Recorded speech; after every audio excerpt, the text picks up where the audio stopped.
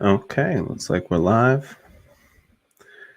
Just going to give things a second to get up and running, make sure everything's okay before we get going.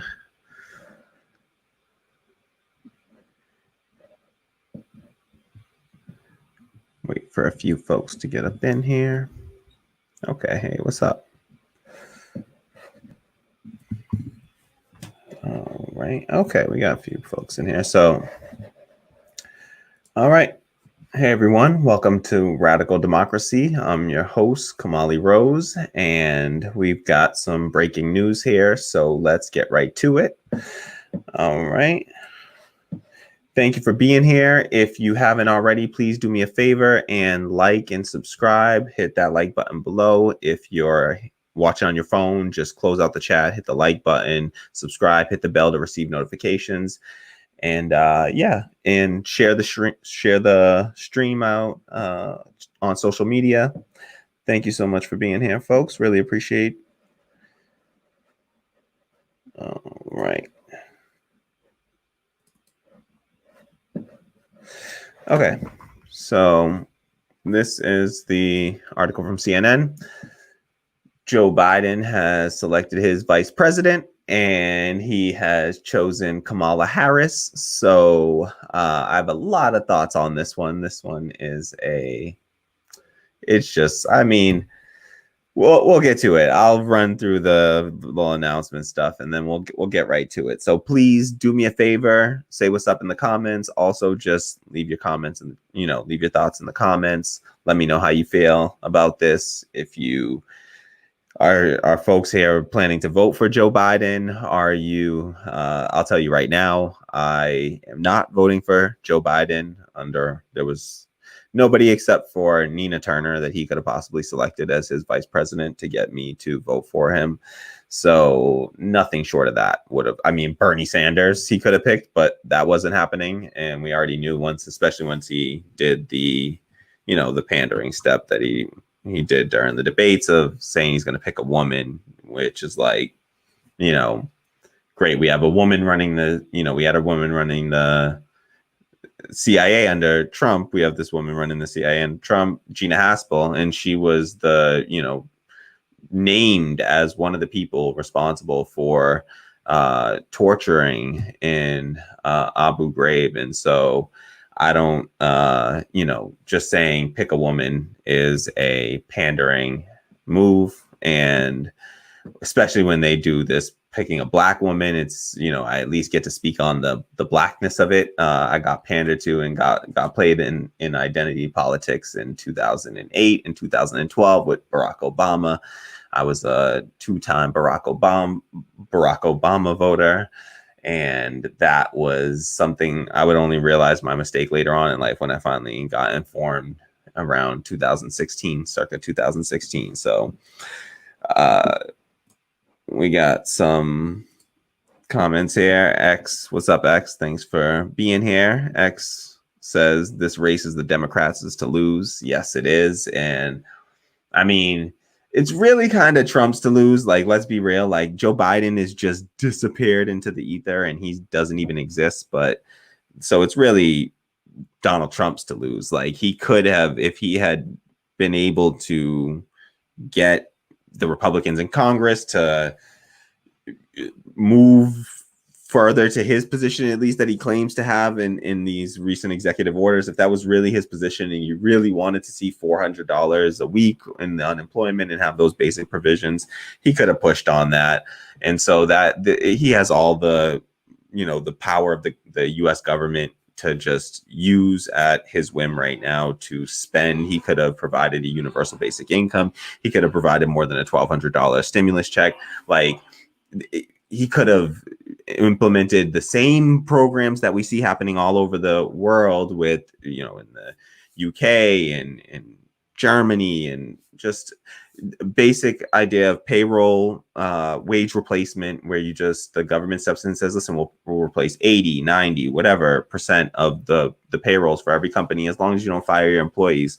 And then you prevent the whole, mass unemployment from happening, which then just throws the entire, everybody, a bunch of, tens of millions of Americans and American families into disarray in the middle of a global pandemic. And so these were all avoidable things that Trump could have still won this if he had just provided some basic help to working class people. But because he's just your basic standard Republican, and he's, this is what you're going to get. You just get tax cuts for the rich and attempts to roll back payroll taxes and do these, spending cuts, and that's their ideology, and they'll do it right off of a cliff. Like Noam Chomsky has said that the right wing in this country doesn't even resemble a political party anymore. They've gone so far off of the political spectrum. They're not even, they're completely off of the political spectrum at this point. It's beyond anything that he's familiar with. So X says, I predict the race will be super close, controversial, and borderline illegitimate, if not fully illegitimate. Yeah, I won't. A super close race will not surprise me one bit. Like, that's how bad Joe Biden is of a candidate. Like, Joe Biden should be wrecking it right now. Like, in polls, like he's up by a decent margin right now, but he should be absolutely crushing it right now. I mean, Donald Trump, look at what the state of our society is right now. This is not the kind of conditions he was running on. The economy has completely failed and faltered at this point. Joe Biden should be running away with this thing right now. And I am not going to be surprised if this race tightens up a lot in the next, this race will likely tighten up in the next few coming weeks. I think we're going to see a tightening of the race, and how tight it gets really is up to Donald Trump at this point, because he has all the power and control over his party enough to, he can threaten them, people that are running down ballot from him that need him to have a strong showing. He can pressure Mitch McConnell and the Republicans to do something and accept a compromise on this economic stimulus, because his executive orders do not appear to be, I don't think, it doesn't look like they're going to be put into law and actually be passed into public policy. And so as it looks right now, it doesn't look like it will be happening anytime soon. That's for sure. So another, a month without that federal pandemic unemployment compensation for people is going to be a mess. We're already 30% of Americans couldn't pay their housing payments for the past 4 months straight. And now you're talking about eviction moratoriums being lifted at the same time that people are running off of a fiscal cliff. And, the signs are all there for what's about to happen. And there's no sign of improvement there for the economy right now, where the coronavirus cases are spiking. And we're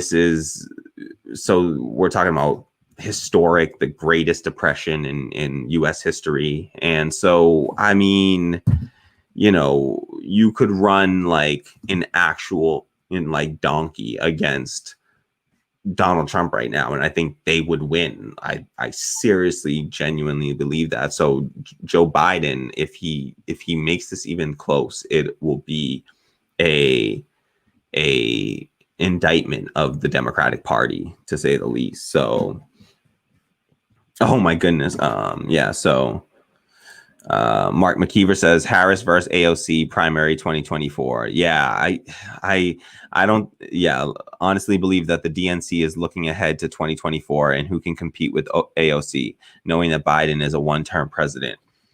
I don't know. The AOC's so young. I just don't. Would be nice, I suppose, but honestly, if I'm being all the way real, like a Nina Turner, I think is a much better option. Like she's in, she has the campaign experience at that level of running Bernie Sanders campaign as a co-chair, as the lead, the like chosen as the lead co-chair by all of the co-chairs of the Bernie Sanders campaign. I think that she has the I don't want to use like the oratory skills and the just the messaging and the policy, really the policy prescription that of Bernie Sanders that I think is like that, just bringing that sort of FDR style, but in this new 2000 and this 21st century package of a strong black woman who's also a strong progressive, strong social democrat, susceptible to socialist ideals, definitely has like she definitely is not gonna be doing any kind, she's not a pro-capitalist, that's for sure, and she definitely has strong anti-capitalist rhetoric. So I believe in a Nina Turner, honestly, would be my personal choice for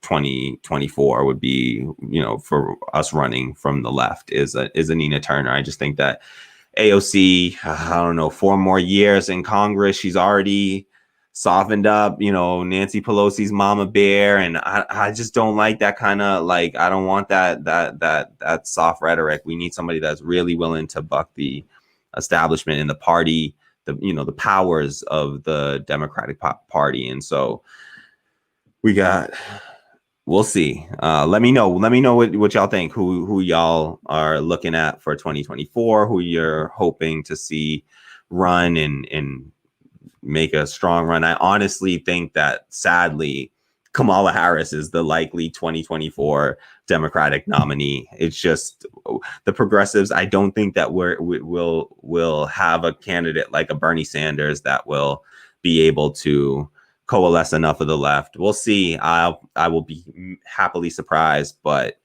I am definitely not holding my breath on that. So I do think that Kamala Harris is the likely nominee for 2024. Sadly, as sad as that is, I just think that that's what it was going to be. Whoever the vice president was going to be the 2024 nominee, or likely nominee, I should say. Nothing's guaranteed, and we can always, an AOC or a Nina Turner, I definitely think has the potential. I think AOC is just, that's a really, she's so young. She's so young. I love AOC, but I don't know. That would be amazing. It would be dope. I'm gonna get through some more comments here. X says, what would polling look like if Sanders was the nominee? I think that Sanders would be absolutely wreaking havoc right now. Like, we already know how great Sanders was doing, and now look at the polling on, like, Hill Harris X released a poll last week that was polled on Medicare, on the question of Medicare for all, and said, do you support or oppose providing Medicare to every citizen in the United States, every American citizen? And they 66% supported, not of just Democrats, of all people, of all Democrats, Republicans, Independents. 66% supported, only 33% opposed. There was 87% approval in the Democratic Party. And so you just have overwhelming support for this policy. And so you have at the time, in the middle of a pandemic, everybody's saying, you got the New York Times coming out with these articles that are like endorsing all of Bernie Sanders policies, but without actually endorsing Bernie Sanders or saying his name. Keeanga-Yamahtta Taylor, a few months back, released an article called, like, Reality has just endorsed Bernie Sanders in the New York Times, I believe. And it was just like, based on just the people's reality, what they're seeing, it's so obvious. They already agreed with us on all the policies, but when you finally recognize it as, okay, well, that's the Bernie plan right there, and recognizing that, I think it's obvious that he's an actual left-wing populist in a time that is where people are yearning for a populist movement, and we are facing these existential threats of climate crisis and nuclear war. To be honest, like, let's not even nuclear war, but just nuclear disaster, right? Like, even if it's not nuclear war, like, we're sitting on a bunch of nuclear weapons, and through, due to nuclear proliferation, we have just these massive untold stockpiles of nuclear weapons here in the US alone. And if anything, in just nuclear reactors, when, how long till the next Chernobyl?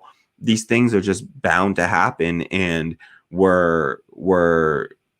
there's that measure, the doomsday clock, that they, that group of like physicists and all these scientists, they have this, they do this, like, how many minutes to midnight are we? And like, they've been moving closer and closer. We've been moving closer and closer to midnight. And so it's like, what is it going to take for people to, I don't know what else we would need to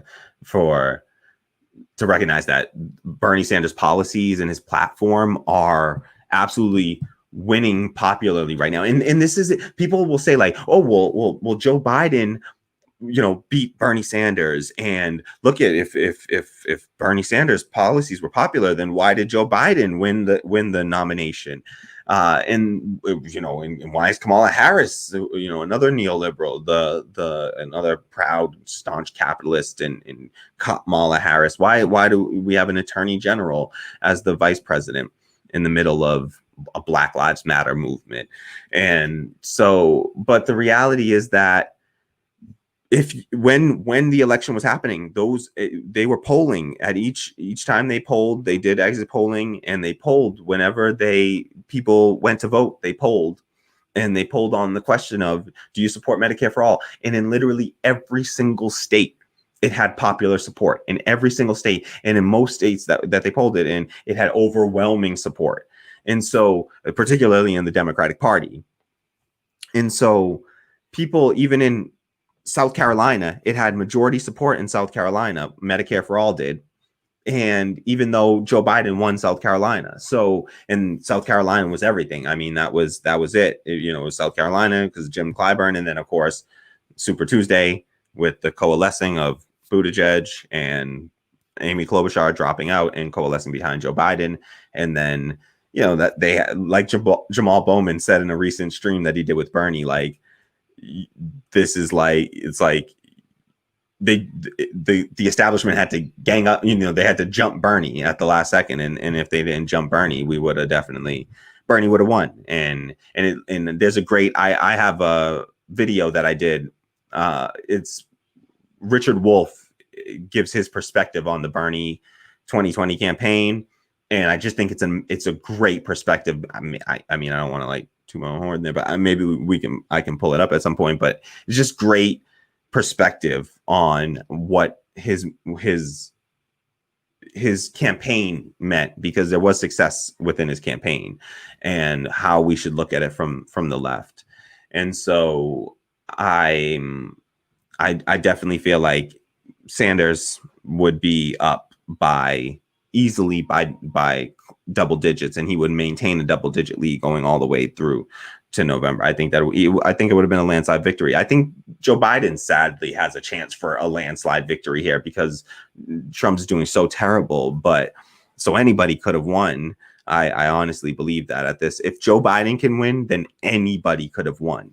And so, because let's just remember where Joe Biden was before South Carolina. Like, everybody thought that dude was dead. Like, literally and figuratively, but like, the dude was like, nobody, he hadn't come in, better than like fourth place in any of the primaries up till South Carolina. He had never won a primary he had never won a single primary in his entire career running for president. He had never won a single primary election in a single state. And so this is just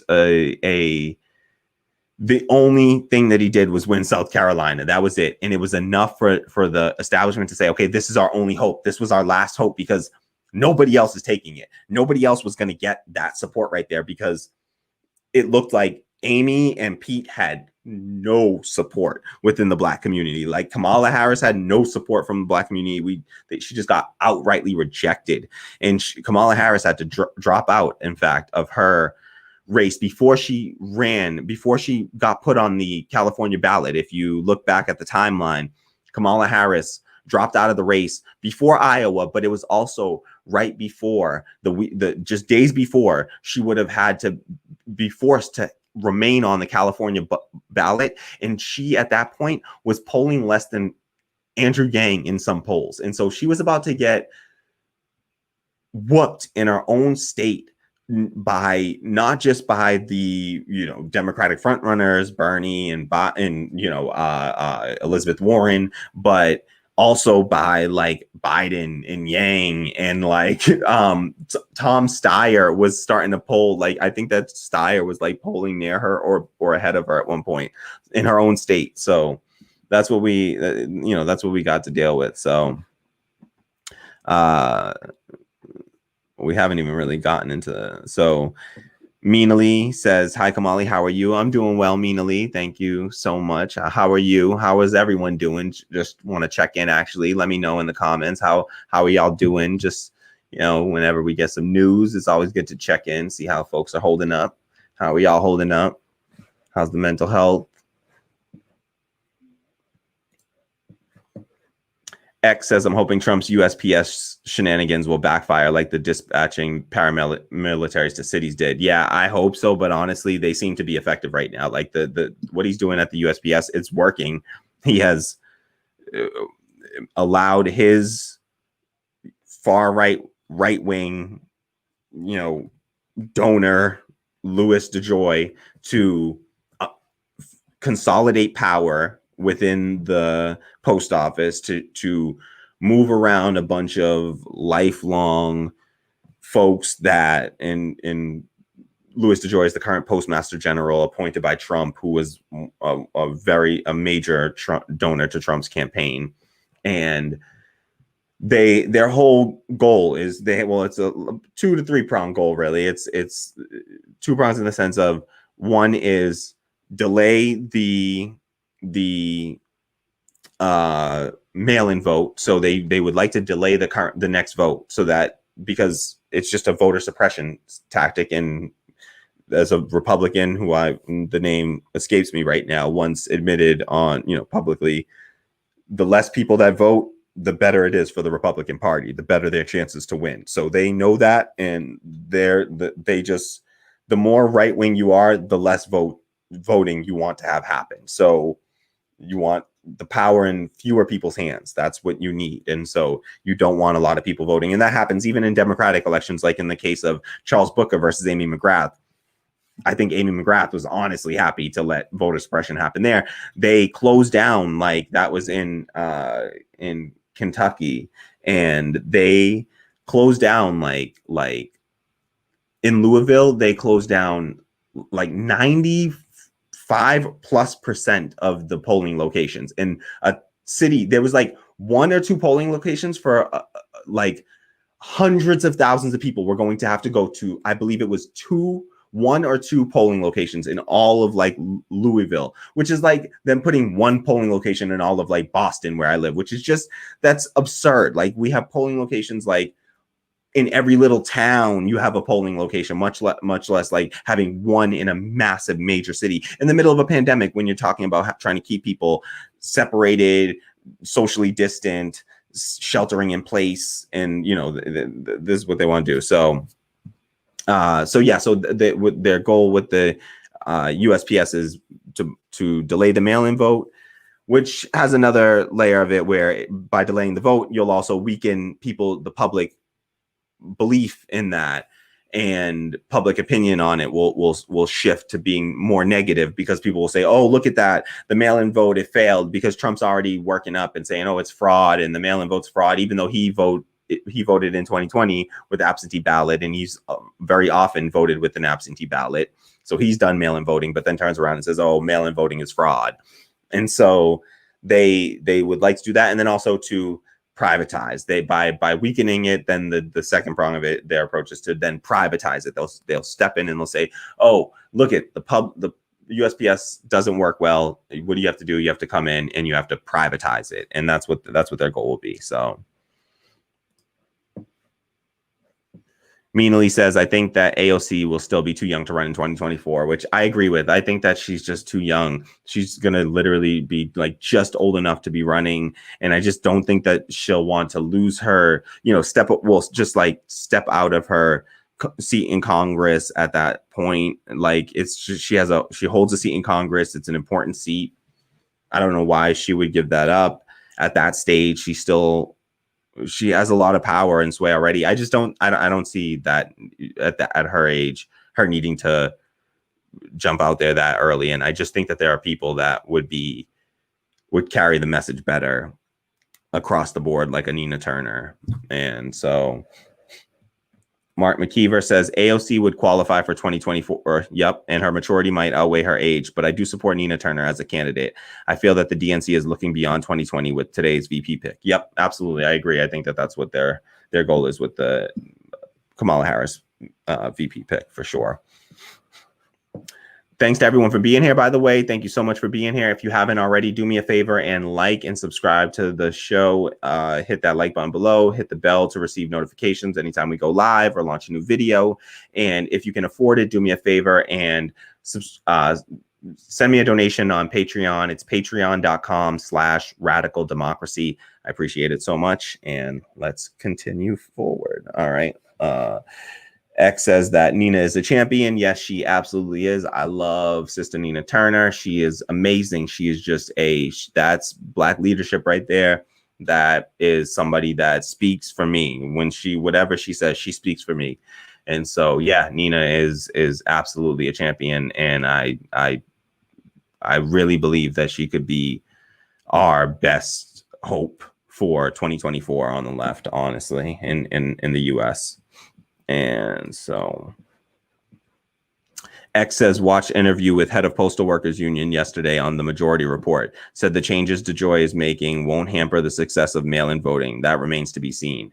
Yeah. I some of the people that he fired were some of the people that were overseeing the mail-in vote. But I mean, obviously, some people should be put in to replace them, but we don't really know that that's going to happen. But I think that that's their goal. And I think in some slight ways, like I see how it's a major operation that will be hard to deal a ton of damage to because it's more decentralized than that. But the moves that DeJoy was making were to centralize power around himself. And so analysts have, weighed in on that and said that that was what those moves amount to. And so I just think that even if those moves don't do it, he still put himself in a position to still deal damage to the vote, to the mail-in vote. And so I would definitely be cautious, at least very cautious. I'm not going to say it's going to be invalid. I think that it's more about doing things like, I mean,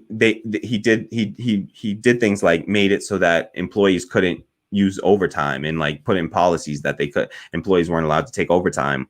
And you're in the middle of a time when if you don't have more hiring happening, then with all the increased, workload through the mail right now, because everybody's doing everything through remote means and people have to use the mail in delivery services a lot more than ever before now.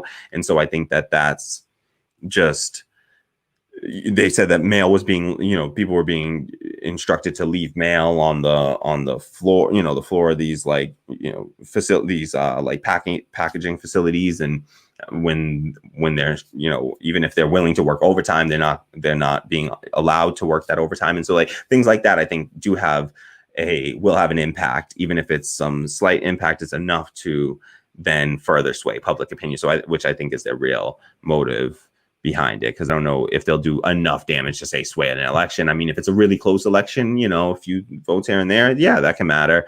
And I just think it's a voter suppression tactic at all costs. And then also just opens up more stuff for them to challenge things like how the mail is sent, because like they were doing challenges in like New York and stuff where like if you didn't lick the ballot, the envelope closed, but you use tape, like that got rejected. And like it's like some people might not feel comfortable like licking an envelope right now in the middle of a pandemic, but you know, who am I to say? I haven't seen that interview though, so that sounds interesting, and that's something that I would like to check out, because I haven't seen that interview, and I would like to hear from the head of the Postal Workers Union. I'm always like, you know, I like unions as a first step forward, and I support unions wherever they are, but I do think that we need to go beyond, or just have more democratic unions. If we can have unions that operate democratically, then great, but most unions are corruptible because they have a hierarchical top-down structure that is like, you know, any hierarchical structure, just corruptible. And so I am always a little wary of unions as well. I just try to listen more to like what are the general like sampling of like the workers themselves saying, and try to get but that's hard for us to get, and a lot of reporters don't report on things like that for us, so it is hard to get a read of that. So something like a workers union can at least give you some sort of finger on the pulse kind of thing. So X says the interview actually gave me some hope. Recommend watching it. Yeah, I'm definitely going to check that out, because I need hope. One, for the USPS. I wanted to. And if folks don't know, I mean, the USPS is like the most efficient public service and public institution that we have. Like they operate 100% on the cost of, you know, flat rate postage. And so like affordable flat rate postage, and they run entirely off of that. And the only reason that they struggle in any way and are in danger of being privatized is because they have been forced by Congress to, in, you know, right-wing lobbying in Congress, to create a law that made it so that the USPS was the only institution in the entire US that is required to fund its pensions 70 years, all of its employee pensions 70 years in advance, and hold those funds like in escrow and stuff. And so they are just at a major disadvantage to any private corporation that's trying to deliver mail, as well as just like any public or private corporation or private institution or public institution anywhere. Like no one has to do that. I think it's good. We should require more people to fund their employee pensions further out, and actually just require employee pensions, period. How about that? But like, it's messed up that the USPS has this one BS law hanging over it. You know, why just them? Why just that institution? That's absurd. Mark McKeever says there's a theory now that Pence will step down and Nikki Haley will run on the ticket. I don't think that matters. Like, it's so late. Like, I don't think that any of that's going to matter. It's so late in the game. I mean, we're in, you know, we're, you know, middle of August here. We got September, October, and then November. So we're talking 3 months left here, less than 3 months now of campaigning. That's late to try to make a switch. And I just, what does that do? Like, do we really think like that Trump's vice president matters at all? Really? Like, Trump is everything on that ticket and will overshadow anyone else that's on a ticket with him. And so I just don't see who he picks as his VP moving the needle, moving the dial in any way whatsoever. And so that's not going to rile up his base anymore. Nikki Haley, I don't think that there's a bunch of Nikki Haley like stands out there or anything like that. Like, I think that I don't think that will have much of an impact if he does do it. I just don't think that, it's going to go anywhere. So we'll see. He shook up his campaign staff recently, and so maybe he'll make some interesting campaign moves. But I do expect some stuff from him down the line, more so like things like what he did with the caravan coming up from Central America last time. Like, I expect him to rile up his base in that way, like use some sort of demagoguery to rile up his base, point to some other China or, some Central American or Latin American immigrants or refugees. Somehow he'll figure out a way to rile up folks, and if there's any sort of story that he can grab onto, he will, and there will be stories that he'll be able to grab onto that way and spin them. And so we'll see. And Joe Biden's just like nowhere to be found. He's just disappeared into the ether. And like Kamala Harris, like, she was terrible. She was a terrible campaigner. look at what she did so poorly. She doesn't bring anything to the ticket other than obedience. That's all that this is about, is loyalty. Just like, they all talked about Trump being like, oh, Trump couldn't shoot people on Fifth Avenue and his followers wouldn't change their mind, like labeling them as like some sycophants and like, oh, they're delusional, they're delirious. They would let, but then you have articles coming out and like, I forget where it was, lady wrote that, Joe Biden could boil babies and eat them and I would still vote for him. And like, I don't care. Like, that is like some like,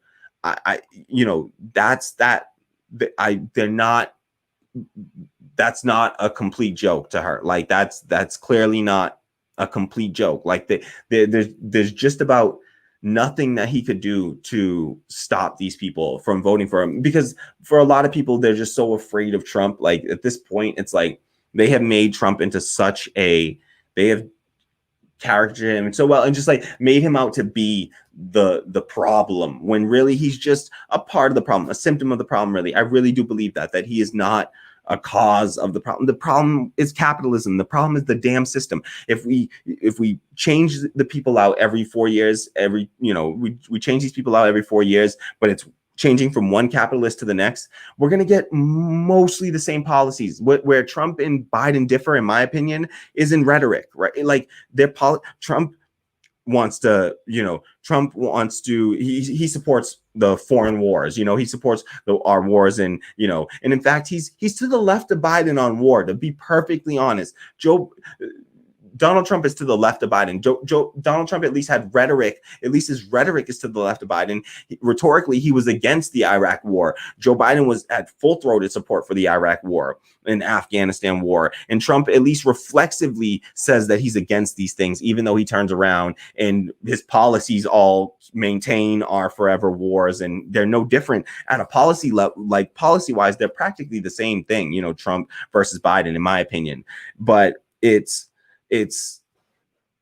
all right. X says he's got to run. Take care. Thank you so much, Shaka. Thank you so much, X. Take care, and I'll hope to catch you soon. All right. Thank you so much for being here. Really appreciate you.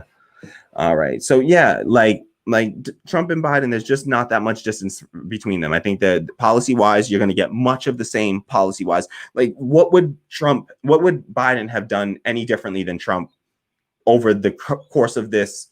If this was the Senate and if this was the Congress that we had, which it's going to be likely just about the same based on the folks that are running and are up for re-election and such, it's where, Republicans are most likely going to hold on to the majority, and you'll have a split Congress. And so, what do we think policy-wise would be any different about Joe Biden versus Donald Trump? I can tell you what would be slightly different rhetorically. Like, Donald Trump is an overt racist. Joe Biden is a covert racist. Like, you pick your poison. But Martin Luther King, and I'll pull up the quote if I have to, here. I should pull it up.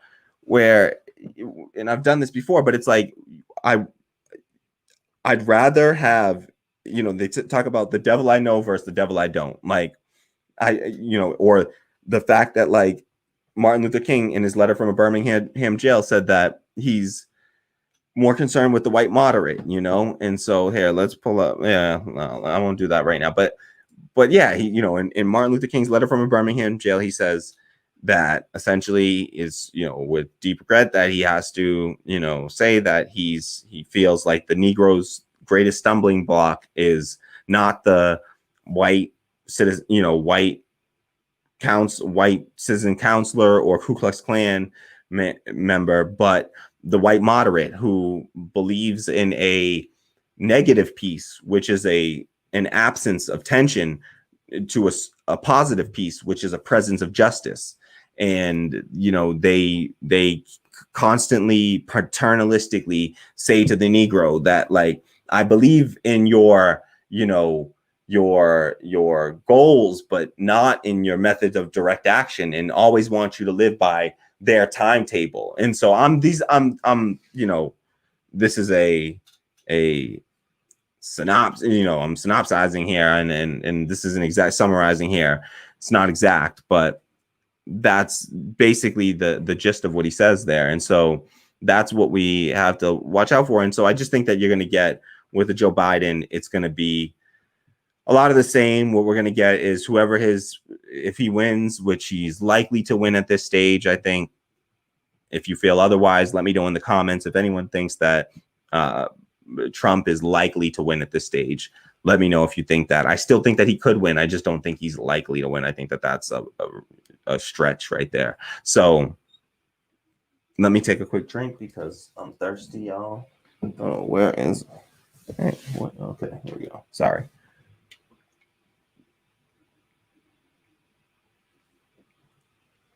All right, so I wanted to just show a few things about what's sort of going on in the ether now that Kamala Harris has been selected by Biden. So as you see, CNN, they say Joe Biden has named Kamala Harris as his running mate, making the California senator the first Black and South Asian American woman to run on a major political party's presidential ticket.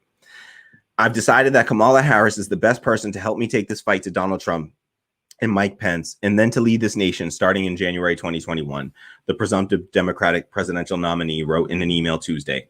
The two are set to appear together for the first time for a speech Wednesday in Wilmington, Delaware. Biden's campaign has not yet said what time that speech will take place. In selecting Harris, Biden adds to the Democratic ticket a former primary rival who centered her own presidential bid on her readiness to take on Donald Trump.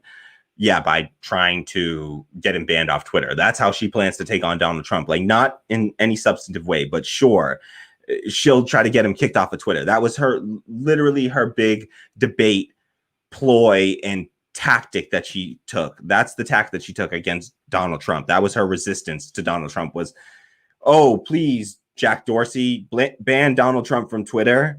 That's resistance right there. That's their idea of resistance.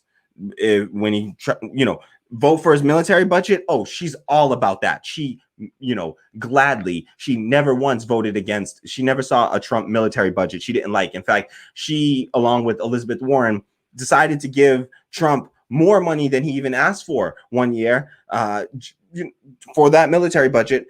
Why? Because that's how just corrupt this system is that even those people that we look at and some people consider to be, progressive, and some, people thought, seriously thought that Elizabeth Warren was progressive, and maybe some, does anyone believe that at this stage? And look at what we'll get into Elizabeth Warren. I love that she was trending. Let me get through a little more of this. So she rose to national prominence within the Democratic Party by interrogating Trump nominees during Senate hearings, from former Attorney General Jeff Sessions to Supreme Court Justice Brett Kavanaugh. And what was the end result of all of those questionings? Nothing, right? Nothing substantive here. You see, nothing substantive. They can't point to anything substantive because she has no substantive things that she's fought for that matter to people right now. And so that's not what this selection is about. Let's be real. All right, so Harris's selection comes months after Biden committed to picking a woman to join him on the Democratic ticket. Harris, 55, is now the third woman to serve as a vice presidential candidate for a major political party, following Geraldine Ferraro as the Democratic vice presidential pick in 1984 and Sarah Palin as the Republican vice presidential pick in 2008. So there was an article that came out recently that just tripped me up, and I was just like, this just trips me up. So this is the kind of rhetoric that was going on before Kamala Harris was the selection. So they had The Hill. This was posted in The Hill on August 10th, and it was Sean Diddy Combs, Charlemagne the God, others urge Biden to pick Black female VP. And they say here, Charlemagne the God, Sean Diddy Combs, and dozens of other Black public figures called on former Vice President Joe Biden to name a Black woman as his running mate in a letter Monday. The letter alludes to reports that Biden advisors have deemed Senator Kamala Harris. Oh, sorry. Let me pull this up on screen for y'all. Sorry about that. Let me get that up there for you.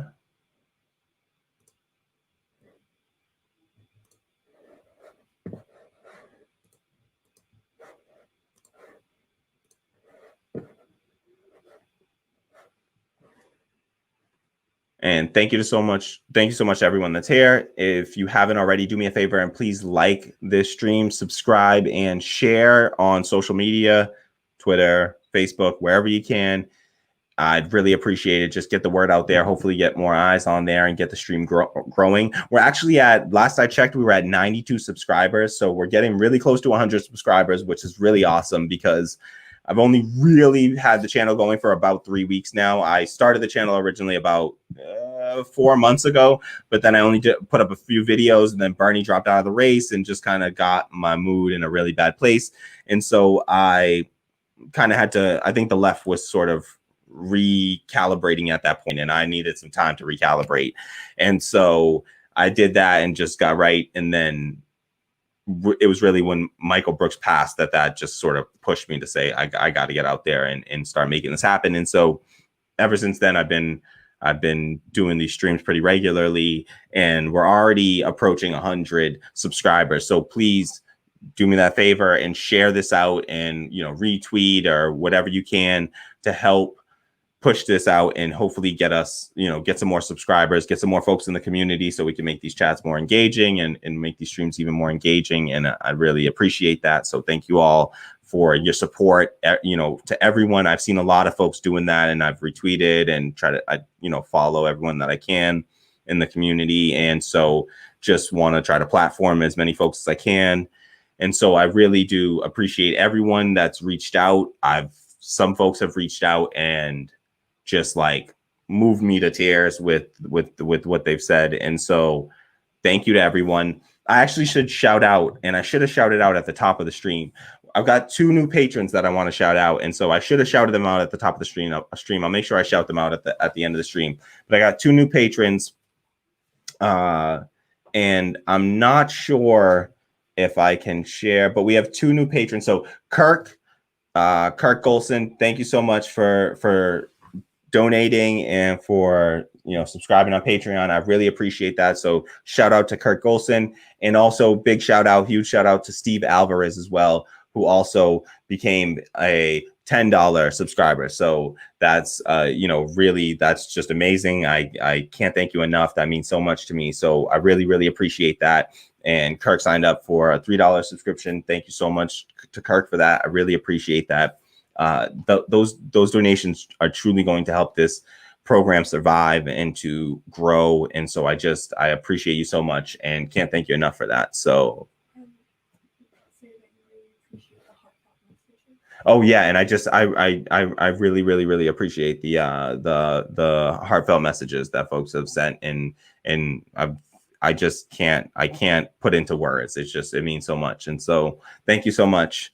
And let's keep going with this. So yeah, this was a letter here, and this letter sent by some Black entertainers. It seems like Black public figures, Black entertainers I'm seeing here, that said, the letter alludes to reports that Biden advisors have deemed Senator Kamala Harris overly ambitious and potentially disloyal to a Biden presidency. It also blasts reports that members of Biden's inner circle are holding a grudge over Harris, mentioning Biden's former opposition to desegregating busing in a debate last year. So they're saying that, they're blasting this report that people close to Biden were essentially just didn't like that Kamala Harris had called Biden out for his actual record of supporting desegregation. So, for being anti desegregation. So he was anti busing. He was a segregationist. Okay, sorry, I don't know why I said that so screwed up. So I apologize. So the world is screwed up right now. All right, let's be real here. Kamala Harris, we got a joke. We're facing global pandemic, economic catastrophe, the greatest depression in U.S. history. And what we got is Donald Trump and Mike Pence versus Joe Biden and Kamala Harris. Like, I live in just somebody kick me in my face, all right, and let me wake up from this horrible nightmare that we're all in, because we're facing, climate crisis, nuclear catastrophe, just a global pandemic and an economic absolute ruin of the fall of the American empire. Let's be real. What Chris Hedges has rightly identified as we are in the crumbling of the American empire, and we're doing exactly what people in crumbling empires do. And it's so just not hilarious, but kind of hilarious, kind of interesting to watch, just like entertaining to watch, to see people that don't recognize it for what it is and can't see that we're in the midst of this crumbling empire. And so they are just like, going down with the sinking ship, like playing it out like the band on the Titanic. And it's like, we're just like capitalism, just as with the whole damn thing is just sinking and crashing. And so like, what is it going to take for people to realize that the system is just rotten to the core and we have to change something about the system? And what's the system? The system of capitalism is, in slavery, you had master slave. In feudalism, you had lord and serf. In capitalism, you have employer employee. There were markets in feudalism. There were markets in, you took stuff to the market. That's where you trade for wares and foods and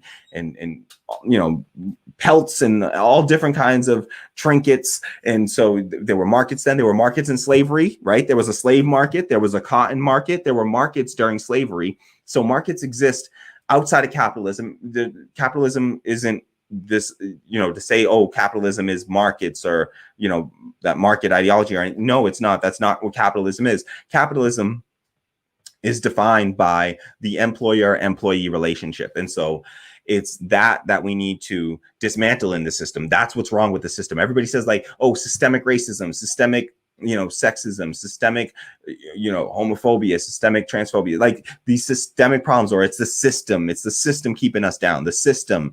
Yeah, well, the system is called capitalism. That's the system. That's the economic system that we're under. So that's the system that we're all faced with. And so, and what do we got? We got a bunch of capitalists, 4 capitalists running against each other. And it just doesn't matter all that much what's gonna happen there. So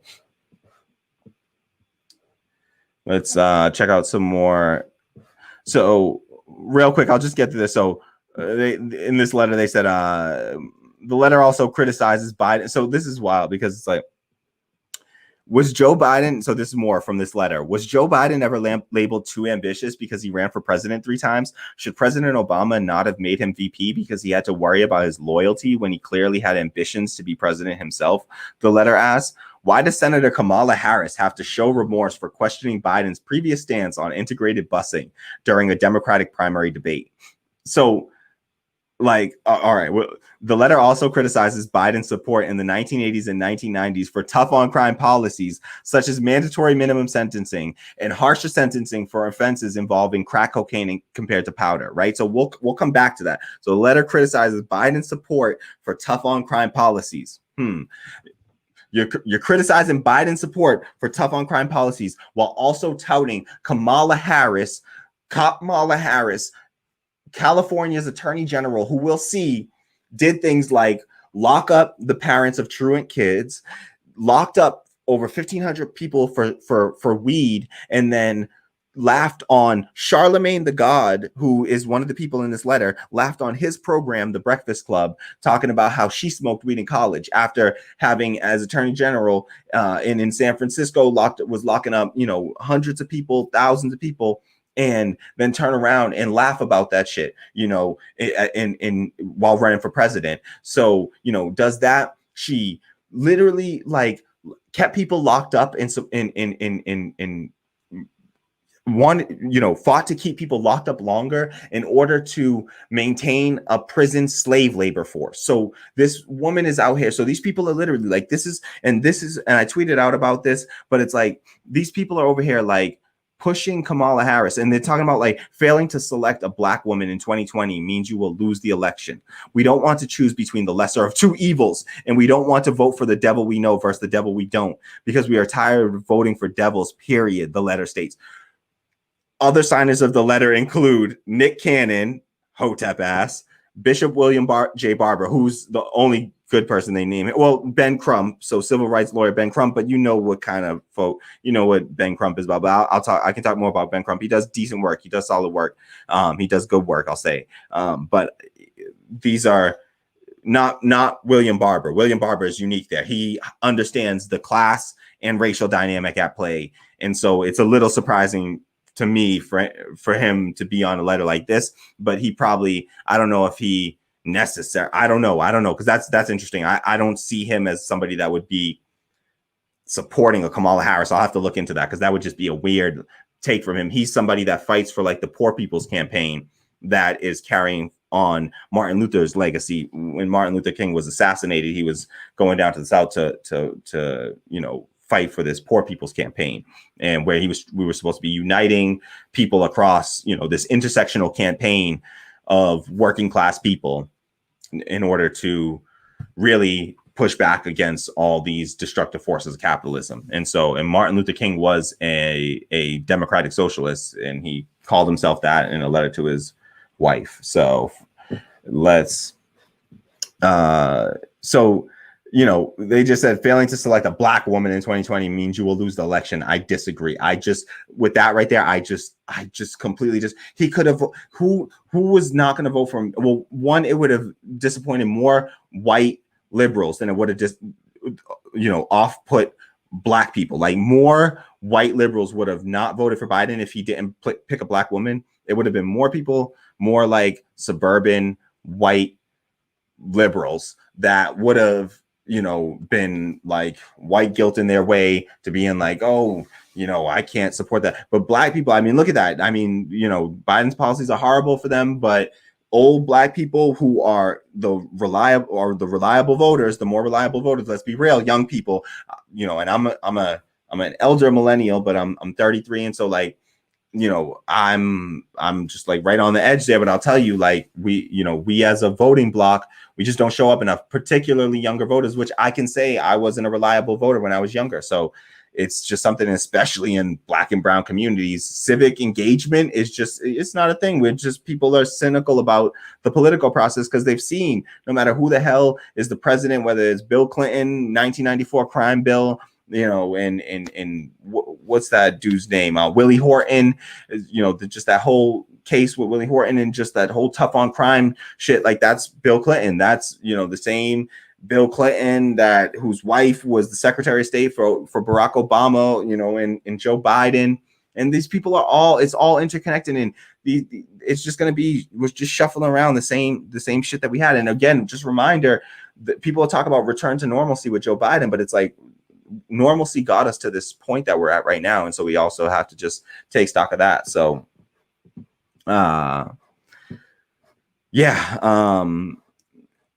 so to say that, like, we don't want to choose between the lesser of two evils, like, what are you talking about? You're already doing that. If you're voting for Joe Biden, you are choosing you've already chosen between the lesser of two evils. Okay, like, what world do you live in? Joe Biden is garbage, and the dude, you just said that, your letter criticizes support for the 80s and 90s.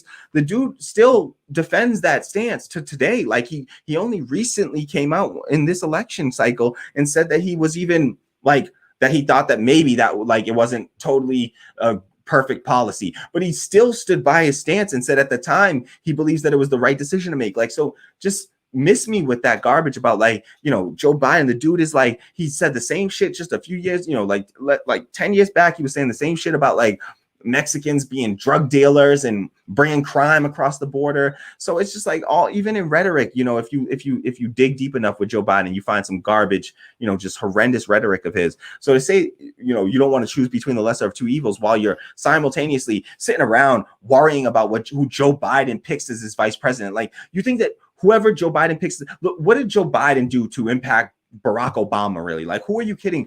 A vice president is like an ornamental role. There's no power behind the vice presidency other than you get to be the next president, likely. Okay, so yeah, or the next presidential nominee at least. And so, great. If that's what your goal is, and your goal is to just pass around one ghoul for another, and we'll just keep on passing around these different capitalist ghouls, and maybe we'll switch up their identity every once in a while to try to pander to some of you. And if we let that play us, like in this right here, this whole letter, this is all identity politics, weaponized identity politics. They're just playing identity politics, but it's going to be weaponized against the Black community. This kind of shit right here. But it's identity politics. It's race reductionist type shit where you lack an understanding of the intersectionality of the issue, and where specifically race intersects with class, and where and recognizing that, okay, and I shouldn't even get too mad here, because let's be real, right? Like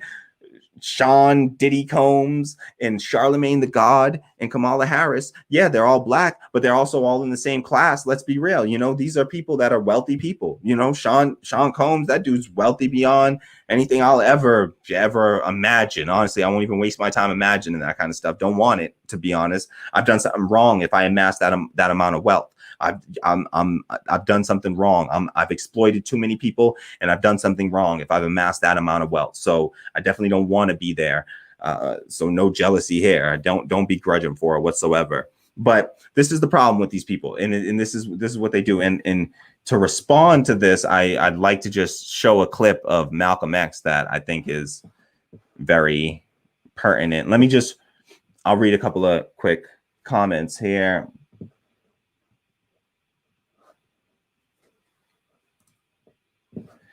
Mark McKeever says, too many factors unique to 2020 makes this presidential election too hard to call.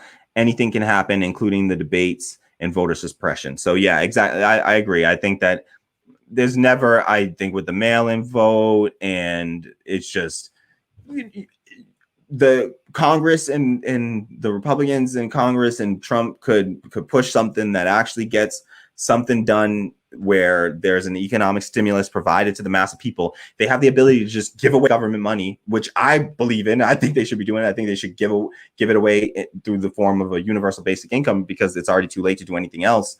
And that's the best system that we have. And honestly, like, I think it's a solid first step and just a basic step. I do worry about certain aspects of you can't just have a universal basic income. You also have to have things like, rent control and those sorts of things, or else that money will just trickle right into the hands of the landlords. And so we have to be careful about things like universal basic income, but that's what's needed at this moment. And we can at least offset a lot of the pain of people, working class people, by just providing a universal basic income here. So Carlos Jeffers says, it's past 1 o'clock over here in the UK and just heard the news before I got to bed. Don't know how I feel, or before I go to bed, don't know how I feel, but I immediately think back to that debate moment when Kamala called out Joe over busing. Yeah, like that's the thing. Like Kamala Harris did this, like, again, they just use their identity, and they're willing to, they will use their identity when it works for them politically, and they will turn around and they will sell out the same people that belong to that identity. So this is what we have to be so repulsed by, and just, this should infuriate everyone. Whenever we should hate being pandered to, and we should try our best to recognize it whenever it's happening. Recognize this stuff. Recognize when they're weaponizing identity politics against us, because it was identity politics was weaponized against us with Barack Obama. We voted against our class interests for Barack Obama. We voted for, we voted against our class interests because of, I did, and I know so many people who did, because it was the first Black president, and that felt so historic and it felt so meaningful. And so I can only imagine how it probably feels right now for a lot of women, and particularly liberal women, that are going to be feeling like, oh, well, it's the first woman president. Now, I guarantee you these women weren't so enthusiastic about Sarah Palin when Sarah Palin was running for president. I guarantee you these women weren't switching over to go support Sarah Palin. Why is that? So it sounds like they have a line where they draw, where they say, no, okay, support women, but maybe not those women. Okay, so there's a line that they draw there. And so the line is just, when you're a leftist, the line, it doesn't stop at Republican or Democrat for us, and it keeps shifting over to, what are your policies? And so I would love to have a woman president. I would love to have a Black woman president. I'd love to have a Black trans woman president, but they got to have the right policies, period, or else it just doesn't matter. I'd rather have an old white guy like Bernie Sanders that believes in, at least a social democratic, public policy, versus a queer Black woman who is a, you know, diehard capitalist or a cop like, you know, a Kamala Harris, a Val Demings, you know, who would have been I think a queer Black woman. I think she was, I believe Val Demings is lesbian or bisexual, I believe. Sorry if I got that wrong, I apologize, but I believe I correct me if I'm wrong, please. Anyone in the comments, correct me if I'm wrong if you know. Otherwise, yeah, the Chicago mayor, Lori Lightfoot, you know, like these people you'll get these folks that are like, she's like cop. And I think, you know, I don't know what, you know, but I know that she's a queer Black woman that is, you know, but she will uphold these corporatists, just white supremacist policies, misogynist, white supremacist, transphobic, homophobic policies, while, you know, using their identity like a Pete Buttigieg. And so we just have to be wary of that and really have a strong reaction to those sorts of things and reject that. And I think that, honestly, I'm really proud of Black voters for rejecting Kamala Harris during the primaries. I think we did a damn good job with that. I think that I'm a little ashamed of what happened with Joe Biden and with older Black voters, but I get why they vote that way and why they've been scared over decades into feeling like they have to vote for the person that they think will be the safest candidate for white people. And so there's a lot of people that vote defensively for older Black voters. And so I get it. I just vehemently disagree with them and think that we need to start to use our vote strategically and start to recognize the power in our vote and stop giving it away to these Democrats. And we can't do it this election. There's no, like, they'll always use the threat of some Republican, some big scary Republican. Oh, Trump is so dangerous. He's a once in a lifetime threat. But let me tell you what we get next down the line from Trump. They're talking about Tucker Carlson. Dude, if Tucker Carlson becomes the next Republican nominee, he's worse than Trump. He believes everything that Trump believes in, but he's just smarter. If you're so wrapped up in just their rhetoric and you don't recognize the program as the real threat, and not like the rhetoric matters, and it matters substantively for sure, but it's just not on the same level of, you know, it's because when Trump, he can rile up people and you know, you get like the El Paso shooting. I think that was probably something that was Trump does what they call stochastic terrorism, where you rile somebody up. You get people riled up with your rhetoric through public speech, and you put this message out there knowing that it will reach somebody that will be on edge enough and have the right sort of, you know, pain and struggle and, you know, potentially mental health issues or anything like that, to be the kind of person that is quick to react, like what happened with that person that sent a bunch of bombs to a bunch of different, you know, none of the bombs went off, but he sent a bunch of bombs through the mail, and that was like, you know, that was Trump doing stochastic terrorism. And I think that's what is happening.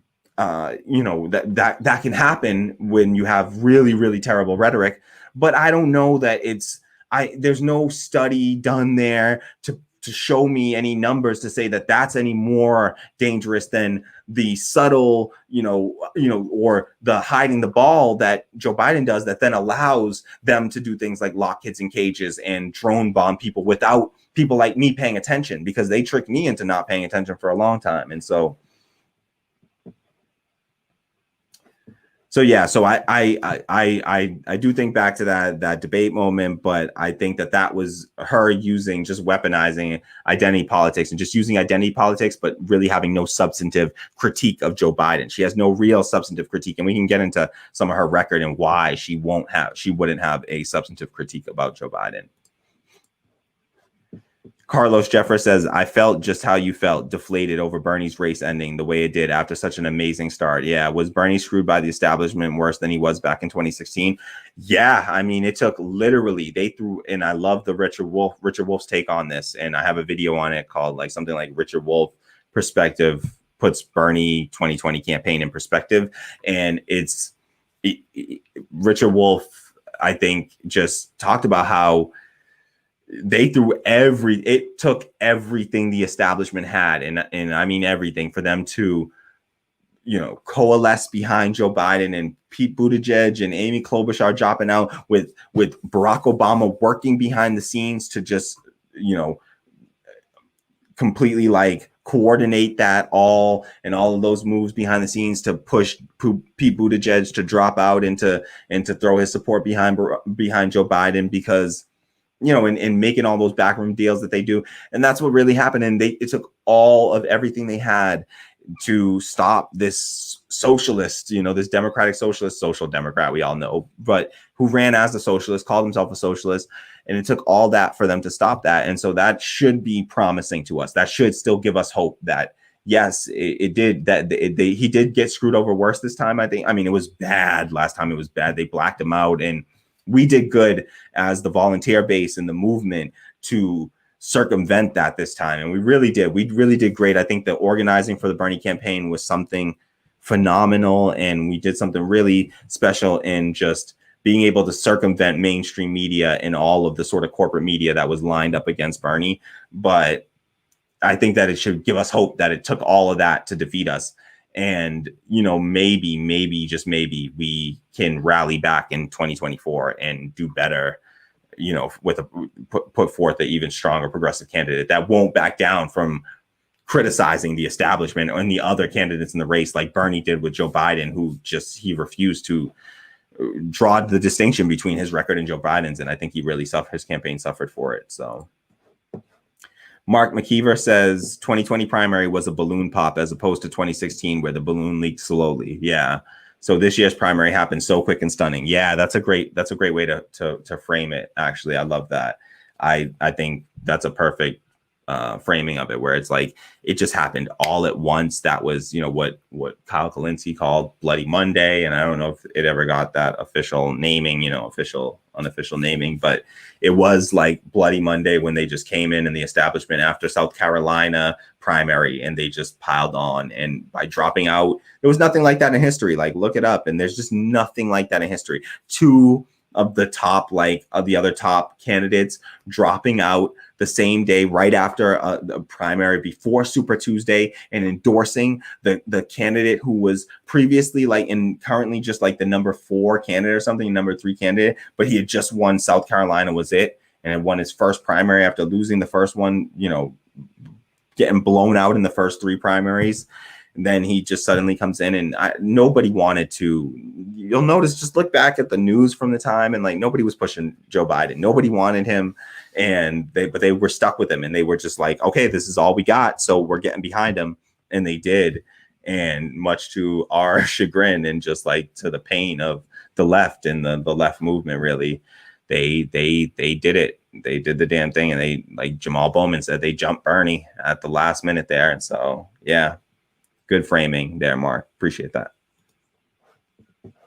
Carlos Jeffer says, I would agree, Mark. Therefore, I'm confused why there wasn't more focus on this. The Iowa primary where the mayor, Pete, somehow got so many votes. Some fuckery was definitely afoot. Oh, hell yeah. I watched that primary so closely. And it was, just the way they broke down and calculated the votes was so garbage. But then when you actually somebody just went through the record of the vote, the public record of the vote, and they were like, no, look we can show a series of mistakes that all went against Bernie, and most of them in favor of Pete Buttigieg. And all in all, they totaled up to amounting to Bernie supposing to have more county delegate equivalents. There were county delegate equivalents versus delegate equivalents. And they have this whole convoluted way, because this is the bullshit. This is the bullshit. I say, count the fucking votes. Count the votes. One person, one vote. No playing games with electoral colleges or any of this bullshit. Let's get to as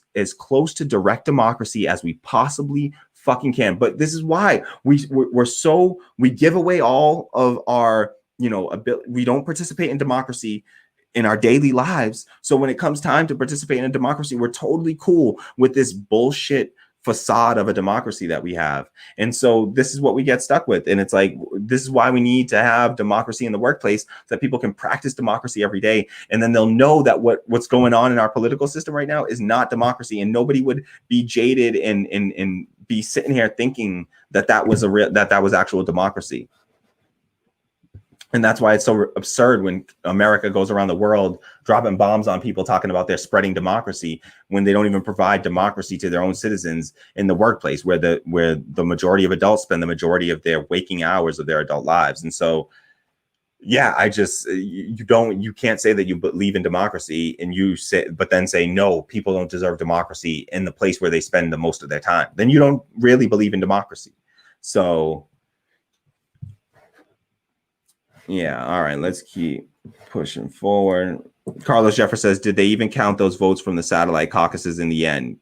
Yes, count those votes, all of them. I know they were like, so like, I think the whole, like, we got down to like South Carolina, and those some of those satellite votes still weren't properly counted. And so it was just a mess. And they said they refused to correct it, because even though they said what's official is whatever the person wrote down as the calculating the math, even if they got the math wrong. So the official election like board of Iowa said, like, even if the people calculated the math wrong, and we can look at the piece of paper that they calculated on, and we can count it, and we can add it up, and we can see that they did math wrong. Even if they did the math wrong, we have to leave the count as it was calculated, even if the math is wrong, which is absurd. So, okay, so what if somebody went in for a Bernie then and did the math wrong and accidentally said, oh, 10 minus 5 is 1 million votes for Bernie? Would you have to keep that?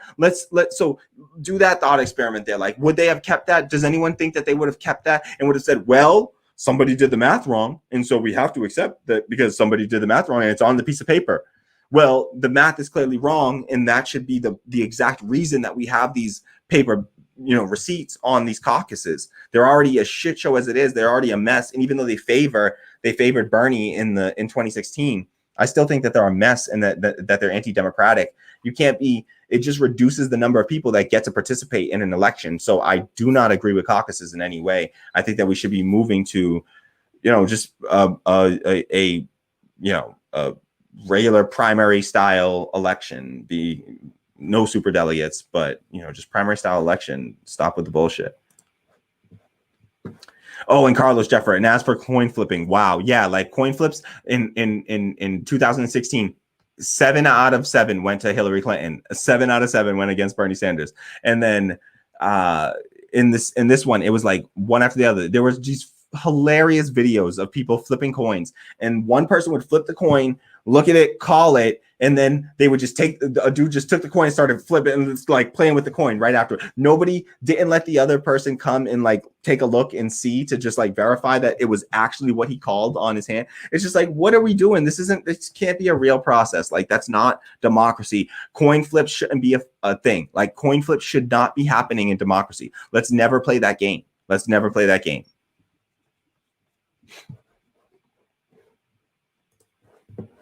Mark McKeever says, give it up to Bernie, who got beat by the establishment and is still dealing with the 2016 lies. Sickening. Yeah. And like,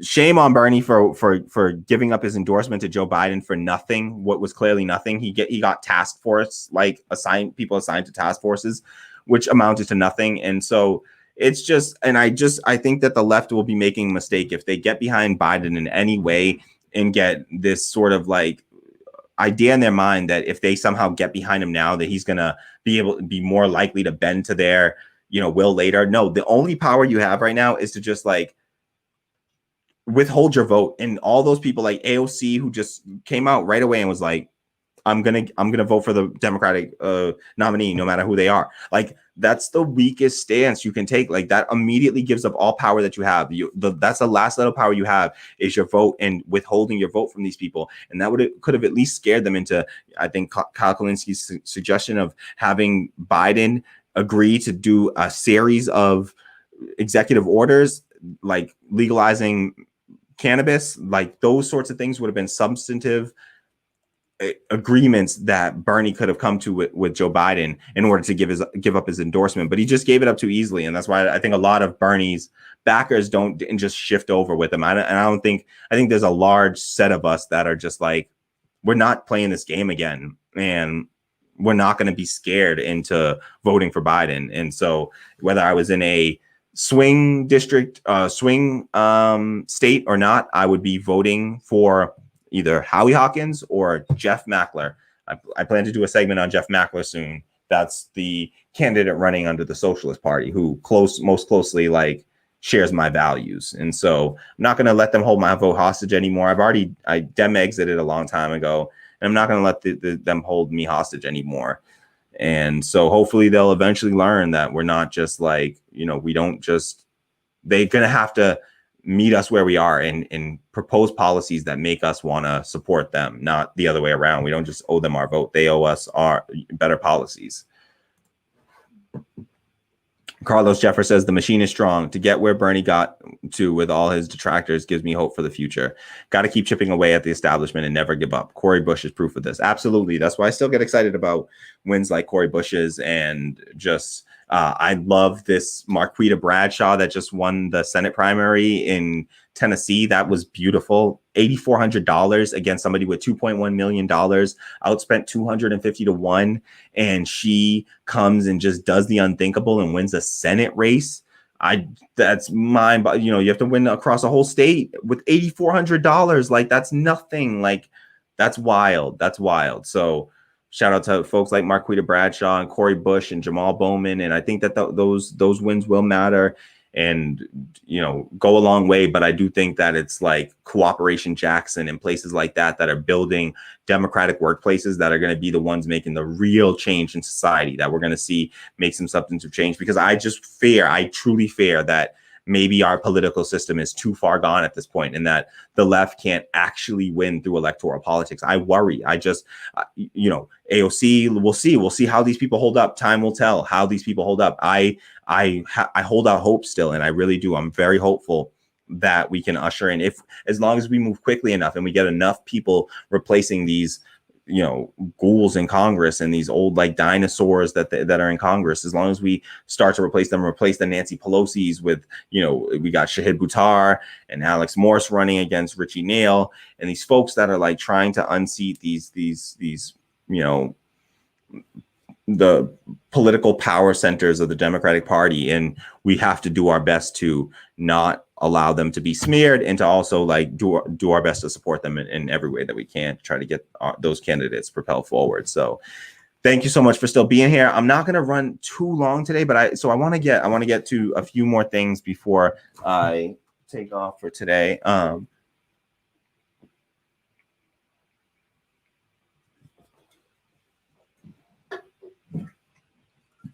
Sorry, y'all.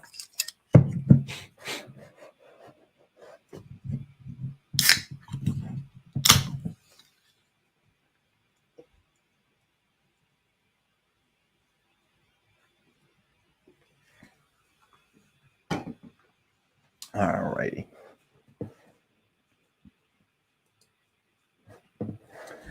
All right. So in response, okay, so to this letter from Sean Combs and Charlemagne the God and these other Black, entertainers, to this, I just wanted to let Malcolm X respond, because I love this clip from Malcolm X, who essentially just speaks on this idea of like Black leadership and Black celebrity leadership, to be specific. So let's just take a quick look at this clip, and then we will move along to some other stuff here.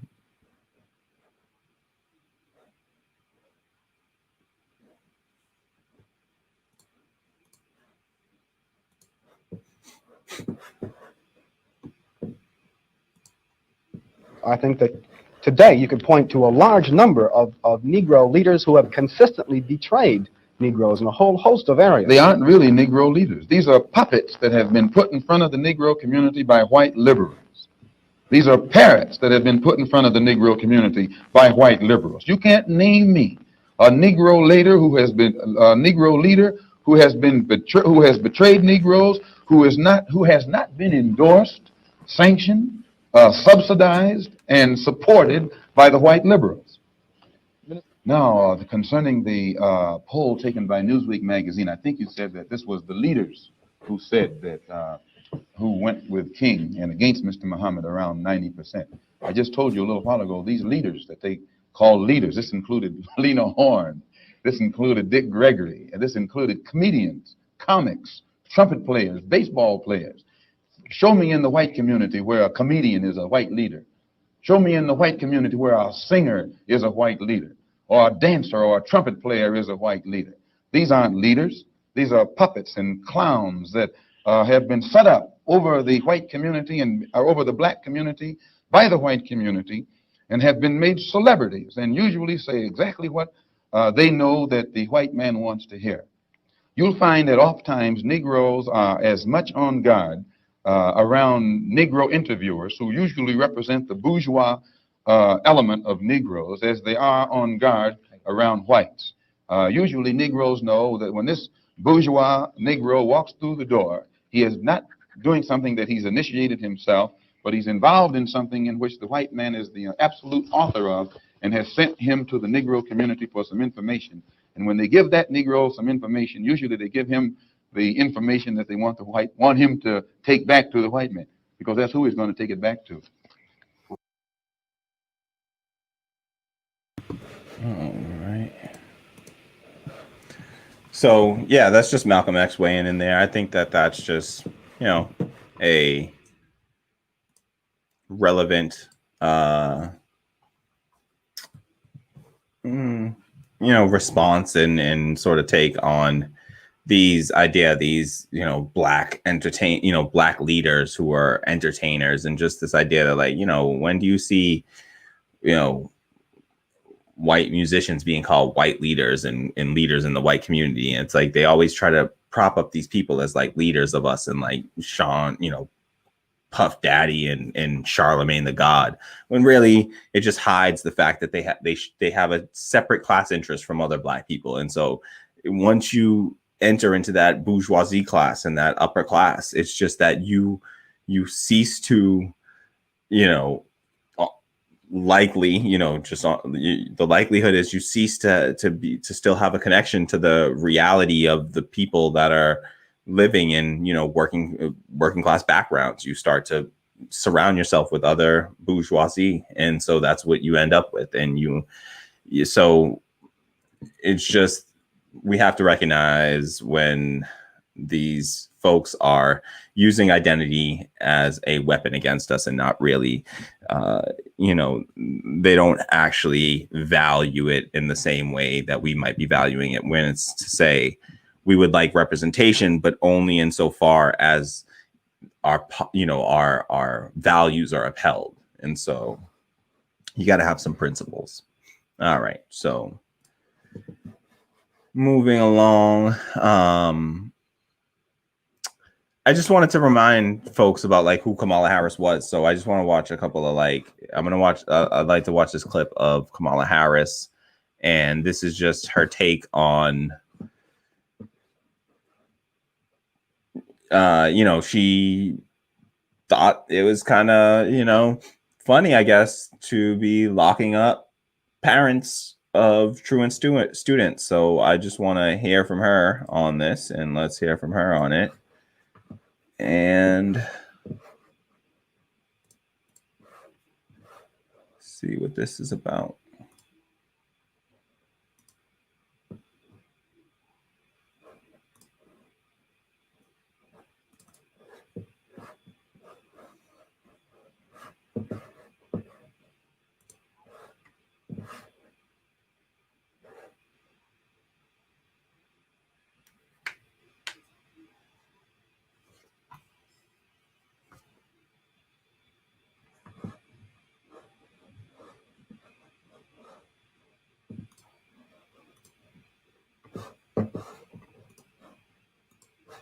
You know what? I don't know if folks can hear this clip right now. I'm going to start it back.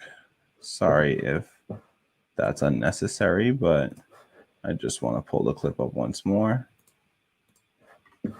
and make sure that it actually shares audio with you, because I don't think it was before. Sorry about that. All right. I would not be standing here were it not for the education I received. And I know many of us will say the same thing. And I believe a child going without an education is tantamount to a crime. So I decided I was going to start prosecuting parents for truancy. Well, this was a little controversial in San Francisco. And frankly, my staff went bananas. They were very concerned because we didn't know at the time whether I was going to have an opponent in my reelection race. But I said, look, I'm done. This is a serious issue, and I've got a little political capital, and I'm going to spend some of it. And this is what we did.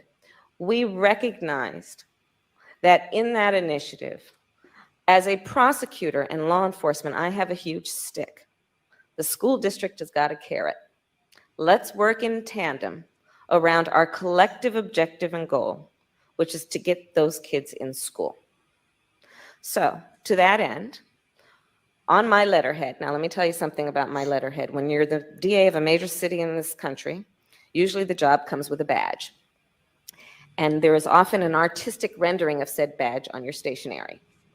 So I sent a letter out on my letterhead to every parent in the school district, outlining the connection that was statistically proven between elementary school truancy, high school dropouts, who will become a victim of crime, and who will become a perpetrator of crime.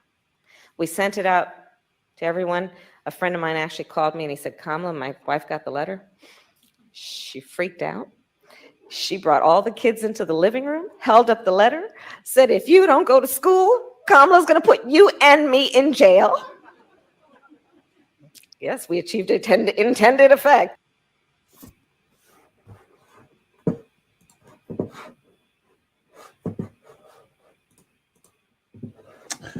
All right. So, I mean, could you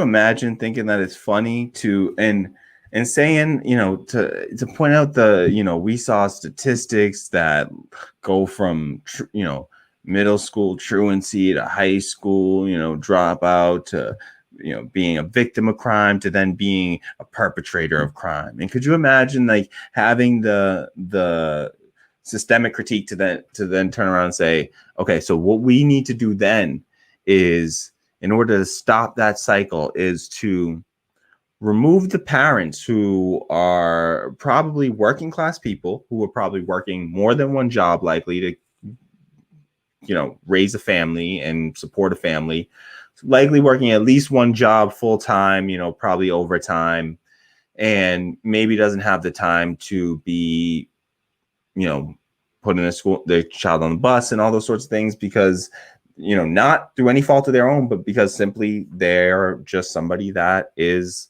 trying to make ends meet and just doesn't have the time in today's society to be,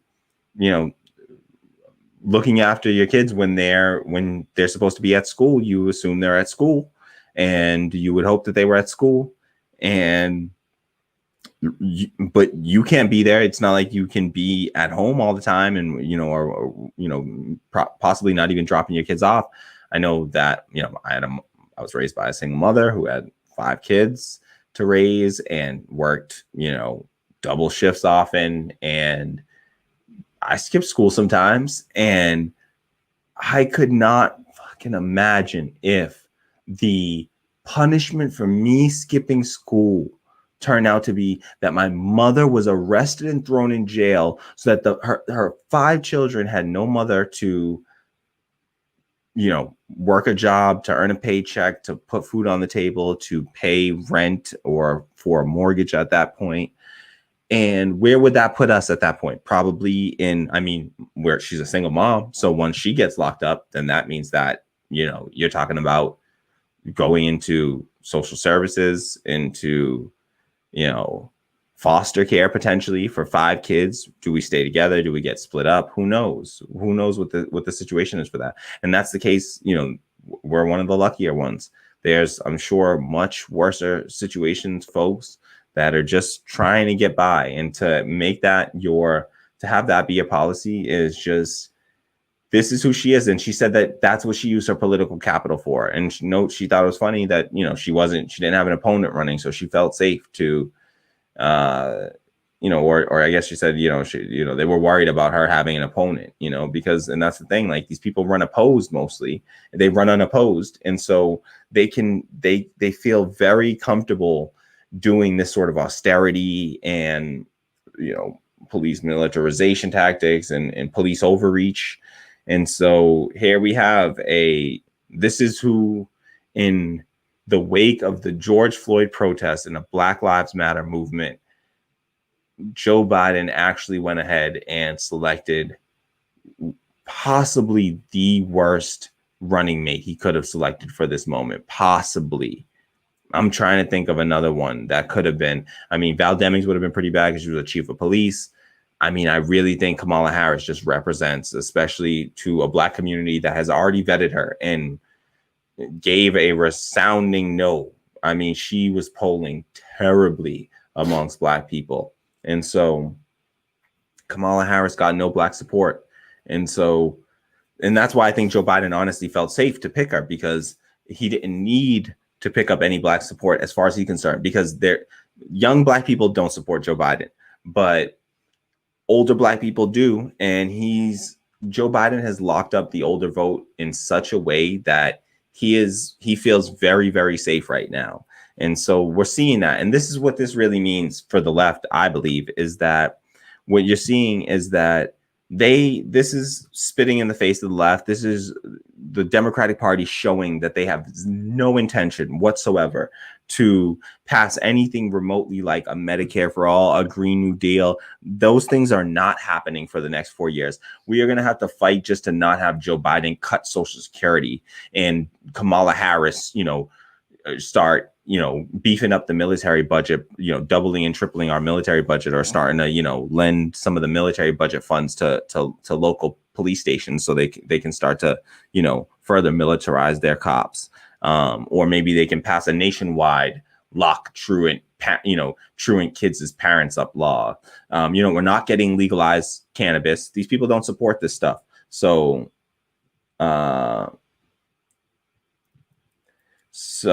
this is what we have. This is what we're stuck with here. And Mark McKeever says, these types of clips will unfortunately be fodder for Sump Pump's campaign. The misogynists are already out in droves all over social media. Yeah, absolutely. And there's some crazy stuff going on social media. I mean, I'll show you one thing that I saw here that I just thought was hilarious, that I'm just like, you got to be kidding me. Oh, sorry. Let me pull this up.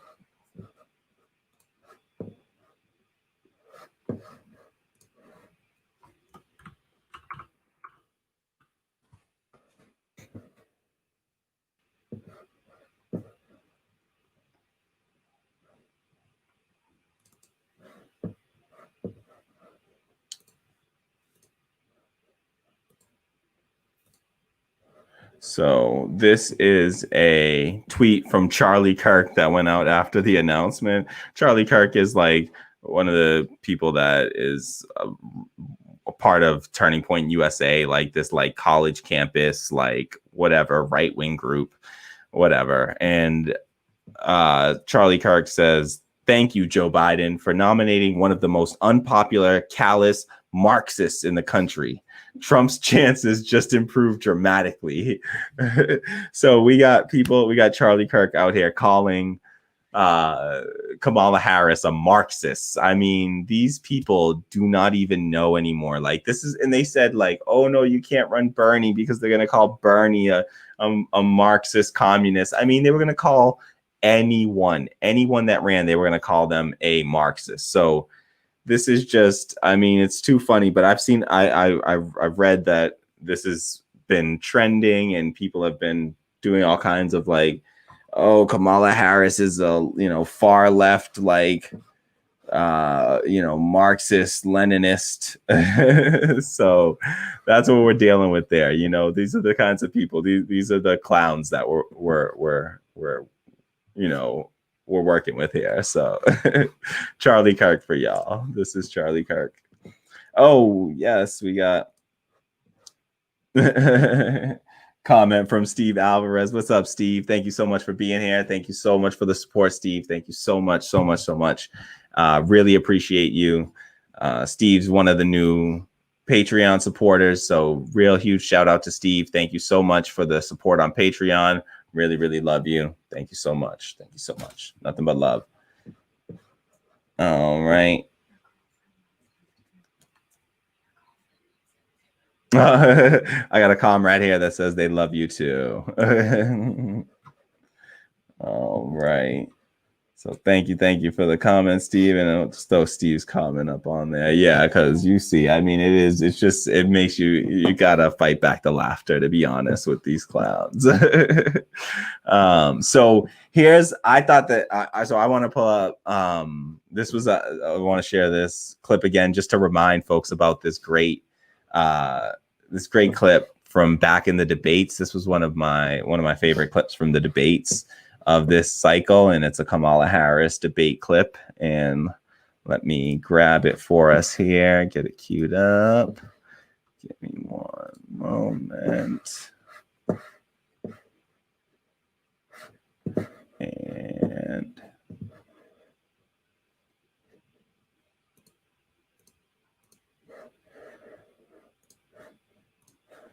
one more moment. Okay, here we go. So this right here is a clip of an exchange between Tulsi Gabbard and Kamala Harris from the debate. And I think that this was one of the best moments of the 2020 debates, to be honest. And we talked about Tulsi Gabbard in the last stream. X is actually our Patreon supporter and,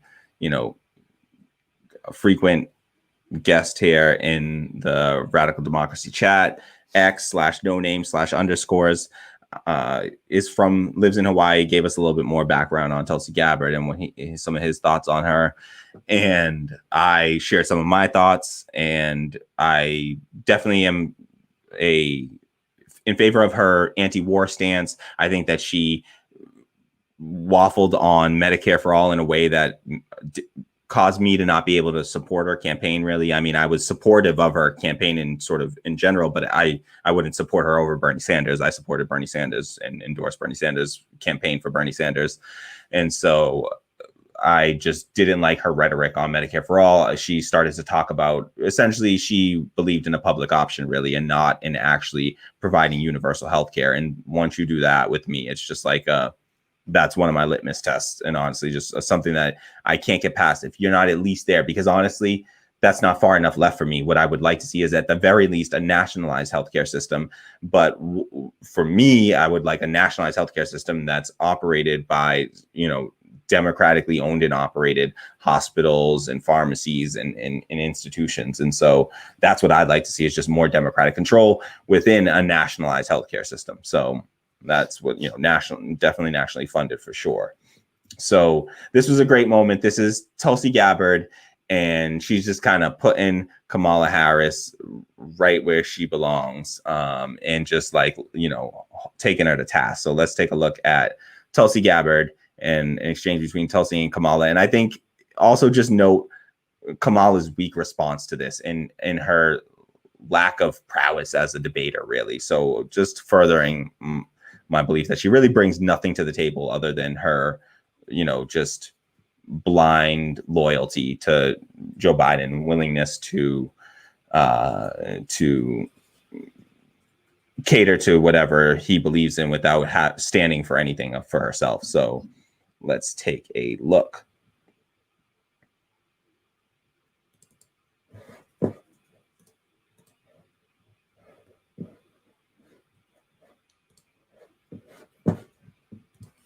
Congresswoman Gabbard, you took issue with Senator Harris confronting Vice President Biden at the last debate. You called it a, quote, false accusation that Joe Biden is a racist. What's your response? I want to bring the conversation back to the broken criminal justice system that is disproportionately negatively impacting Black and brown people all across this country today. Now, Senator Harris says she's proud of her record as a prosecutor and that she'll be a prosecutor president, but I'm deeply concerned about this record. There are too many examples to cite, but she put over 1,500 people in jail for marijuana violations and then laughed about it when she was asked if she ever smoked marijuana. She blocked evidence. She blocked evidence that would have freed an innocent man from death row until the courts forced her to do so. She kept people in prison beyond their sentences to use them as cheap labor for the state of California.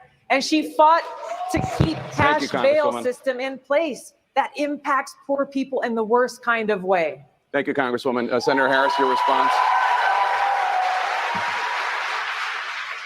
As the elected Attorney General of California, I did the work of significantly reforming the criminal justice system of a state of 40 million people, which became a national model for the work that needs to be done. And I am proud of that work. And I am proud of making a decision to not just give fancy speeches or be in a legislative body and give speeches on the floor, but actually doing the work of being in the position to use the power that I had to reform a system that is badly in need of reform. That is why we created initiatives that were about reentering former offenders and getting them counseling. It is why, and because I know that criminal justice system is so broken, that I am an advocate for what we need to do to not only decriminalize, but legalize marijuana in the United States. I want to bring Congresswoman That's a lie. Gabbard back in. Your response? The bottom line is, Senator Harris, when you are in a position to make a difference and an impact in these people's lives, you did not. And worse yet, in the case of those who were on death row, innocent people, you actually blocked evidence from being revealed that would have freed them until you were forced to do so. There is no excuse for that. And the people who suffered under your reign as prosecutor, you owe them an apology.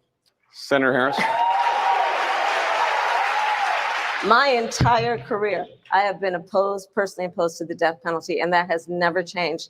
And I dare anybody who is in a position to make that decision, to face the people I have faced, to say, I will not seek the death penalty. That is my background. That is my work. I am proud of it. I think you can judge people by when they are under fire, and it's not about some fancy opinion on a stage, but when they're in the position to actually make a decision, what do they do? When I was in the position of having to decide whether or not to seek a death penalty on cases I prosecuted, I made a very difficult decision that was not popular to not seek the death penalty. History shows that, and I am proud of those decisions. Okay, we're about to see. Let's check and see. Let's pull up the receipts here. All right.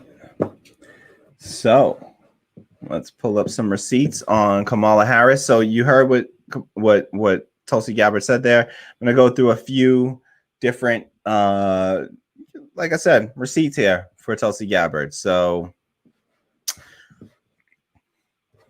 first one up. Let's see.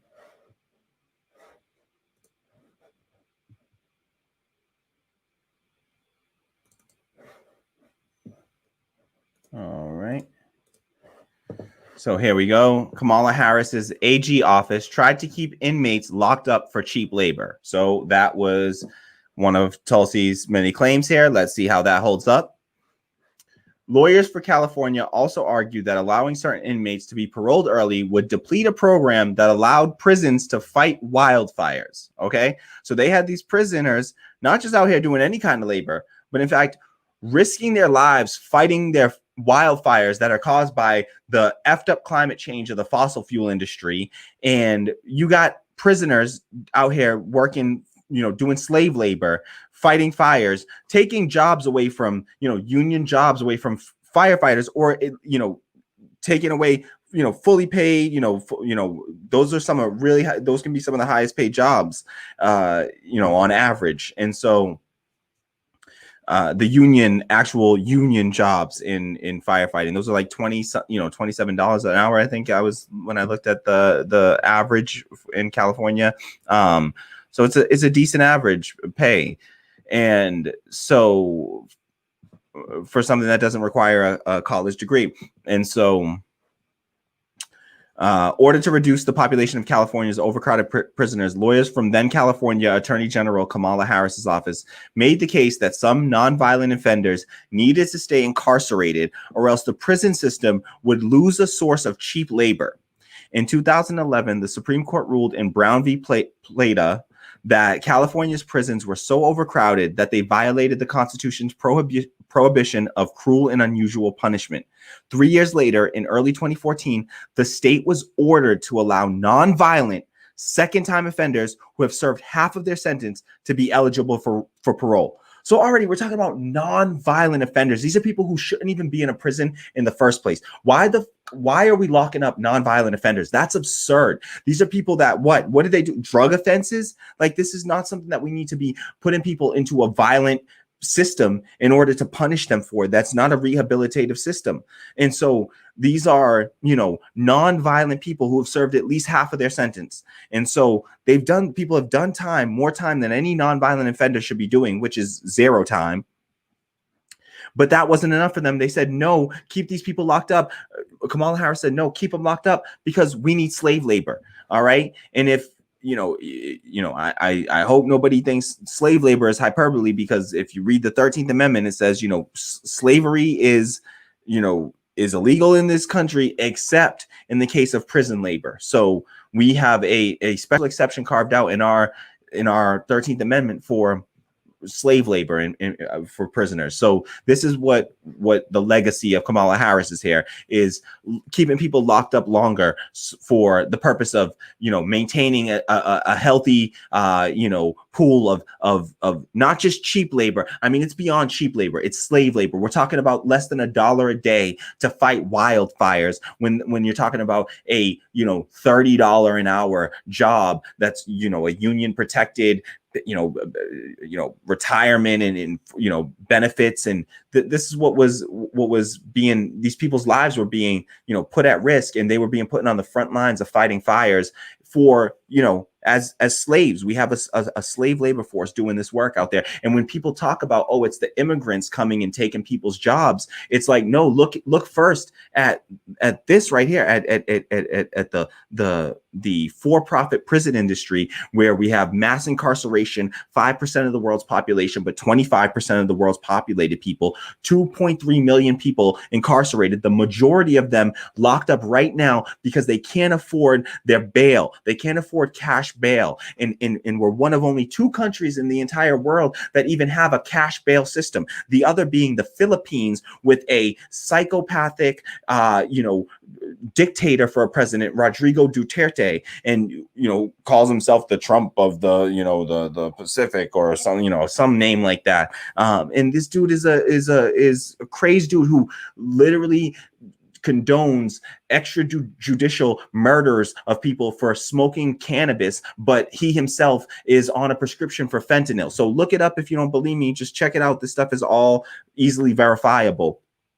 And so this is the system that we're talking about here. And she's out here, Kamala Harris is out here, maintaining a slave labor system. But we got a bunch of black people like Sean Diddy Combs and Charlemagne the God out here, advocating for a fucking, slave master. So because it's a black woman slave master, that's the kind of slave master they can get behind. So we cool with slave masters in the black community, apparently, as long as they're what? Women. We're cool with supporting slave masters. That's where we're at, really? That's disgusting. That's disgusting. And so it pisses me off. So sorry, I get a little riled up. I'll try to take it down a notch here. Okay, so let me read a quick comment to cheer me up here. I saw one from Steve, says, "That's a lie. Kamala, they needed you during the debate." I wish, yeah. I wish. Nice. I like this one from Steve as well. Tulsi Gabbard, I ain't wrong all the time. Nice. But yeah, so this is what we're working with here. This. So let's check some more receipts here. I got some more receipts here. So let's check out more on Kamala Harris here. Get you the next one here. And this is on Kamala Harris says that she's never supported, she's been, against the death penalty her whole career, she said. So let's see, how that holds up. All right. So this is from ABC News from August 21st, 2019.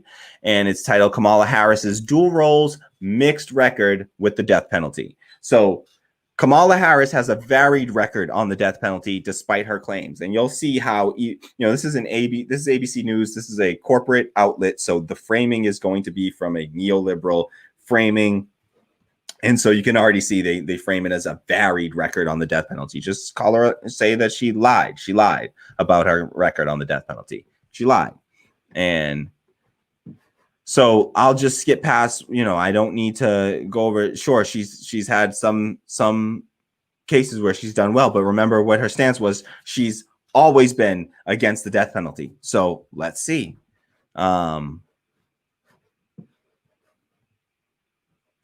So just to note, during her 2004 bid for the office of San Francisco District Attorney, Harris was a rising political star who campaigned in part on the promise that she would never seek the death penalty. Never seek the death penalty. It was a popular stance with voters there, but it was a promise that would almost immediately be tested. Harris was just 3 months into the job when a 22-year-old gang member named David Hill shot and killed a young on-duty police officer, Isaac Espinoza. Shout out to David Hill. Calls for the death penalty rang out from community members and politicians alike. 2 days after Espinoza's death and 2 days before Espinoza's funeral, Harris held a joint press conference with the then head of the San Francisco Police Union, where she announced that she would not seek the death penalty for Hill. Okay, that sounds good. The decision ignited outrage and reportedly blindsided Espinoza's family, who later told CNN they did not know of Harris's decision until she announced it publicly. At Espinoza's funeral, Senator Dianne Feinstein called out Harris for a decision. So here we go. This is the senator from California. Now, the Democratic senator from California, who was a Dixiecrat before and flew the Confederate flag, Senator Dianne Feinstein, over here talking about, calling out Harris for not seeking the death penalty against a person who killed a cop. And Feinstein's take was that this is not only the definition of tragedy, it's the special circumstance called for by the death penalty. So Feinstein was all about, really fighting for that death penalty because you can't, you killed a cop. This is a special circumstance. She earned a standing ovation from uniformed officers in attendance. So that's Harris, in 2004, standing up, right? Standing up for a person on facing the death penalty. So now, though, we go on to 2010, when Harris had ascended to a larger political stage, becoming California's top prosecutor. So now it's no longer San Francisco's prosecutor, where she locked up over 1,500 people for cannabis as the prosecutor in San Francisco, of all places, liberal San Francisco. But we see that capital punishment has long been a divisive issue statewide. Polling currently shows that 61% of Californians support the death penalty as a possible punishment for serious crimes. I disagree with them, just based on the simple fact that we get it wrong sometimes, and I'm not going to. I can't condone getting it wrong once. And if we have a system that's not 100% accurate, then I'm not. I can't support it. So. And it costs a lot of money. So economically, it's not efficient because of all the pails and all that sort of stuff. And then I think on the left, we should also just kind of have a path to redemption for people and really try to offer a path towards redemption. And so on that note as well, it's something that I've been innately not really believed in. And then through the statistics, it's just confirmed what I already kind of lean towards. And so, yeah, I just don't believe in the death penalty. Let me know if you disagree with me in the comments. So the case that Gabbard may have been referring to on the debate stage, and this is referring to now that clip that we just watched. So the case that Gabbard may have been referring to on the debate stage was that of convicted murderer Kevin Cooper, who was sentenced to death for a quadruple homicide in San Bernardino, California in 1983. When asked by ABC News whether Cooper's case was what Gabbard was referring to during the debate, an aide for Gabbard's campaign said that Cooper was one of the names of people Kamala Harris tried to keep in prison, even though there was evidence to suggest they might be innocent. So that was an aide for Gabbard's campaign. So the aide also listed the names of other individuals who are not on death row and not discussed in this reporting. So they were just kept in prison, even though they weren't on death row, but she kept them in prison, even though there was evidence suggesting that they might be innocent. So this was just one of the most egregious, because it was a death row inmate. So, and still is a death row inmate, by the way, Kevin Cooper. So Cooper was convicted of killing a couple, their young daughter and her friend, a young boy who was sleeping over at the family's home in Chino Hills, California. The couple's 8-year-old son survived the attack and was found with a knife wound across his neck. During the sentencing phase of the case and in later appeals, Cooper's attorney alleged that evidence had been tampered with or manipulated, and the defense argued that the description of the attacker offered by the only surviving victim did not resemble Cooper. The then 8-year-old victim said in his videotape testimony that he believed the 3 men who had visited his home earlier that night could have been the attackers, but did not testify that multiple people were present during the attack. Okay, the victim would later testify before a court against Cooper. What followed was a lengthy battle by Cooper's attorneys to appeal the case first to state courts and then to the Ninth Circuit of Court of Appeals. So I'm gonna show you something that details this without their effed up framing that they have here. So I'm going to show you something that doesn't use their framing about this case that shows it from a different light. So suffice to say, so in 2009,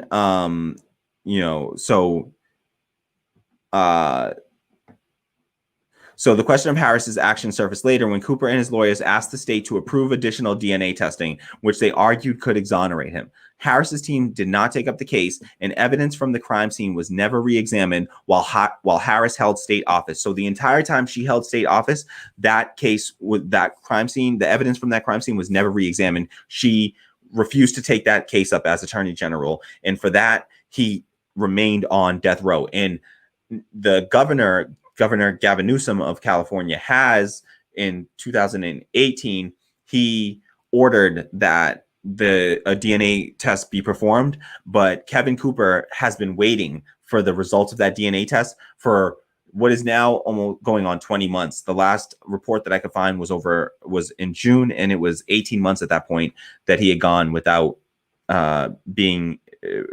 without receiving the results of his DNA test. And so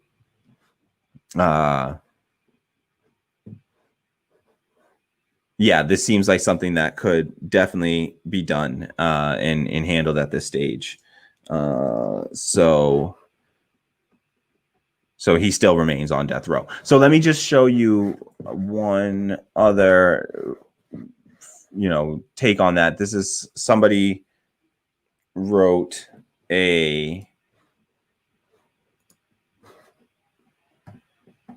I just want to show just a quick little bit of this. And this is from a New York Times opinion piece that somebody that did a documentary on this that I believe came out on like Netflix or something. I'm pretty sure I watched the documentary, not realizing that it was this case that was connected to Kamala Harris. I only realized it when I was doing the research for this and just recognized that case as something that I had watched. Just stood out about, so let me show you this. One sec here.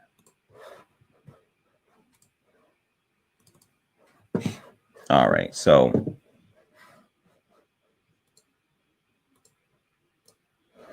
and this is from a New York Times piece, and this is about that case, and it says in 1983, 4 people were murdered in a home in Chino Hills, California. You can see some of the crime scene photos there, some gruesome stuff. The sole survivor of the attack said 3 white intruders had committed the murders. So the sole survivor of the attack, that young boy, they say, said 3 white intruders had committed the murders. So even though in the framing of the ABC article, it claimed that the boy had only said that those kids were, that those intruders were there earlier, no, it seems from this framing that no, that young survivor actually said though that those intruders had committed the murders. Then a woman told the police that her boyfriend, a white convicted murderer, was probably involved, and she gave deputies his bloody coveralls. And then you can see a little clipping here from the case, and it says, in the hours following the discovery of the murderers, multiple pieces of evidence strongly indicated that the murders had been committed by a group of 3 white men. Shortly after arriving at the hospital for treatment, the only surviving victim, Josh Ryan, gave statements to 2 different individuals inculpating 3 white men in the vicious murder of his father, mother, sister, and friend, who happened to be spending the night. Likewise, upon learning of the murders, several members of the community came forward to report 3 strange white men in the Canyon Corral bar. So here's what sheriff's deputies did. They threw away the bloody coveralls and arrested a young black man named Kevin Cooper. He is now awaiting execution. Boom. So this is a much different framing, I would say, of that case. And that's what really seems to have happened. And with all of this evidence and, being there and her having access to this evidence, she still felt necessary to keep this, potentially innocent person from just getting a damn DNA test to even check to see, his lawyers fighting for a DNA test because, guilty people always do that all the time. I mean, there's reasons why you would, just to try, obviously, you never know, but still, it's all you had to do was just okay a DNA test. And for something so significant where there's just so much overwhelming evidence to suggest, circumstantial evidence to suggest that otherwise, that somebody else committed these murders. And from what I understood from the documentary, if this is correct, those people went on to harm additional people that, possibly their lives could have been saved by the cops, catching the correct people. You not only do you ruin the person's life who you falsely charge with this crime, but then you also do harm to other people's lives by leaving those actual criminals free to go do harm to other people. So all right, so let's take a look at a couple more receipts here for what or maybe that is, yeah, I think that's all we got for, let me see if there's anything. Yeah, I don't think this brings anything else new into it, so I think that's okay.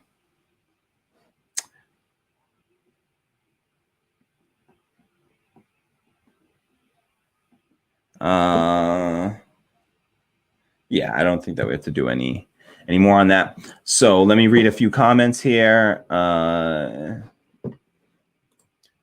Mark McKeever says 92 subs, race to 100. Yes, please do me a favor. If you haven't already, do me a huge favor and please like and subscribe to the channel. We are at, last I checked, we were at 92 subscriptions. Maybe Tammy can check it out and let me know if anything's changed. But we were at 92 subscriptions last I checked.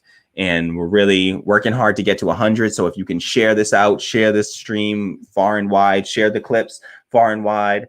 And just, if you know anyone, if you know anyone that is on the left and would be open to hearing these kinds of discussions, then please do me a favor and share the stream with them and ask them to subscribe and just let them know we're trying to grow the channel. We're starting out from the bottom up, from nothing.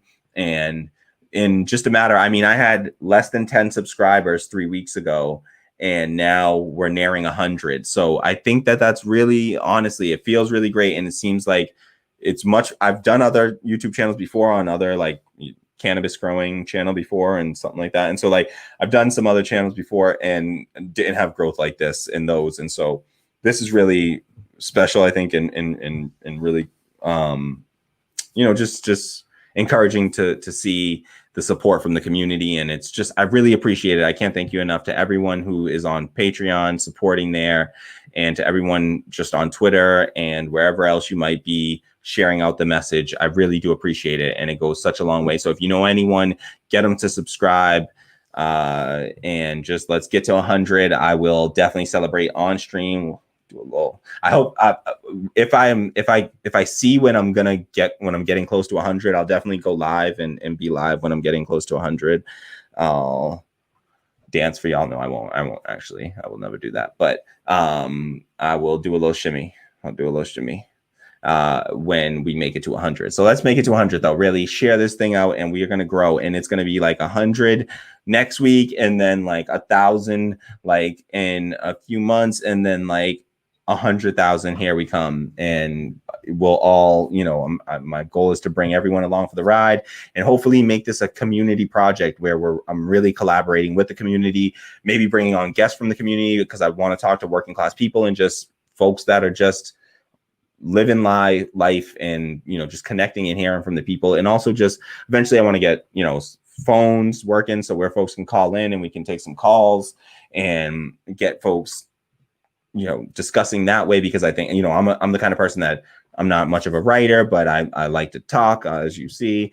And so I would be more open to like calling sometimes than typing in or writing in or emailing in for me personally. And so I want to open up lines of communication to the community and just have the community as involved as possible. I've been getting help from the community on things like logo design and stuff like that. Just folks that are volunteering and helping out. This isn't like, I'm not making money really off it. We're up to $32 a month on Patreon.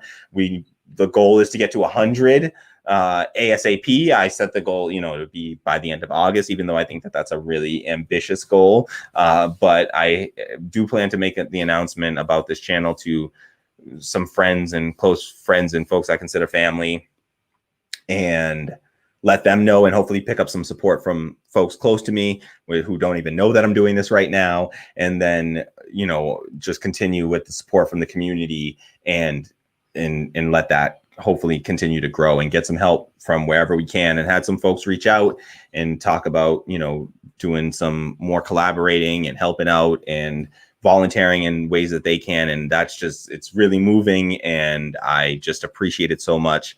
And I'm really looking forward to it. Honestly, I'm like really excited to make that happen and to engage with the community in that way. So,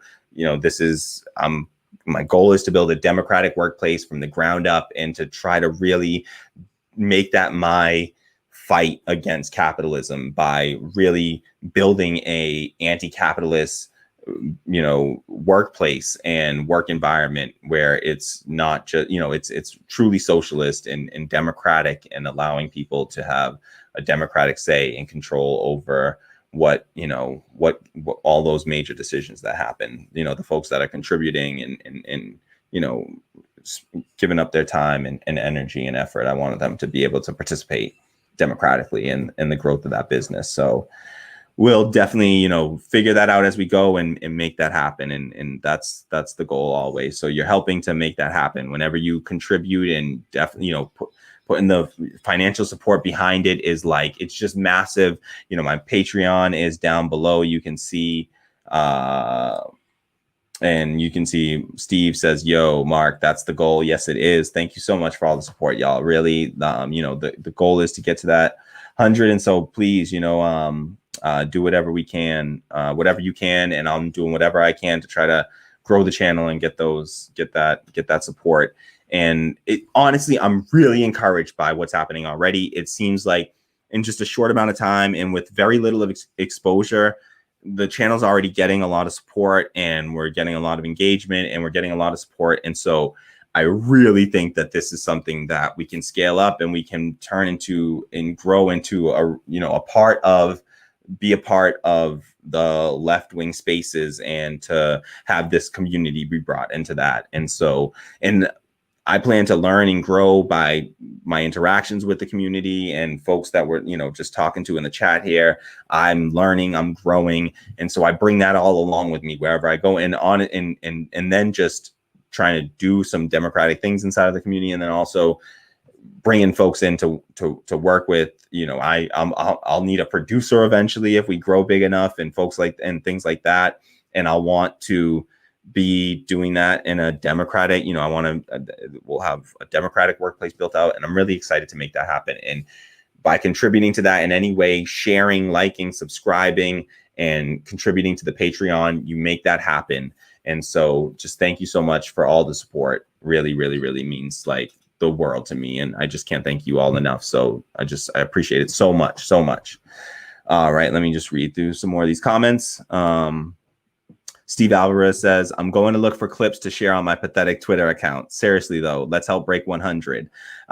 Yeah, thank you so much. First off, I'm cutting up all my videos that are the long videos into clips. This one might be a tough one to cut up. I'll see what I can do, but these sort of one topic kind of videos don't really work for it. More so like the full episode videos where I do research on a bunch of different topics and then I present all those topics. Those are much easier to clip up. So I'll try to pull some clips from this, but this is a much harder piece to like clip up. I have to do a lot more work to sort of go in and find out where the hell like things can be clipped from. So the episodes are much more designed for that. And so I'm trying to do all the work to kind of like, it's I have to do the live streams, and then I have to, and now I need to start like recording the video in addition to doing the live stream, which I didn't do today, but I'm going to start to do so I can get a higher quality video when I upload, so that I'm not uploading it to 720p. I want to upload it to 1080p. And so like but it requires even more technology. And so like, I might have to, I have a second computer that I can use and like stuff like that. So I'll see what I have to do to make this happen and to get, just keep increasing the quality and the quantity. Hopefully,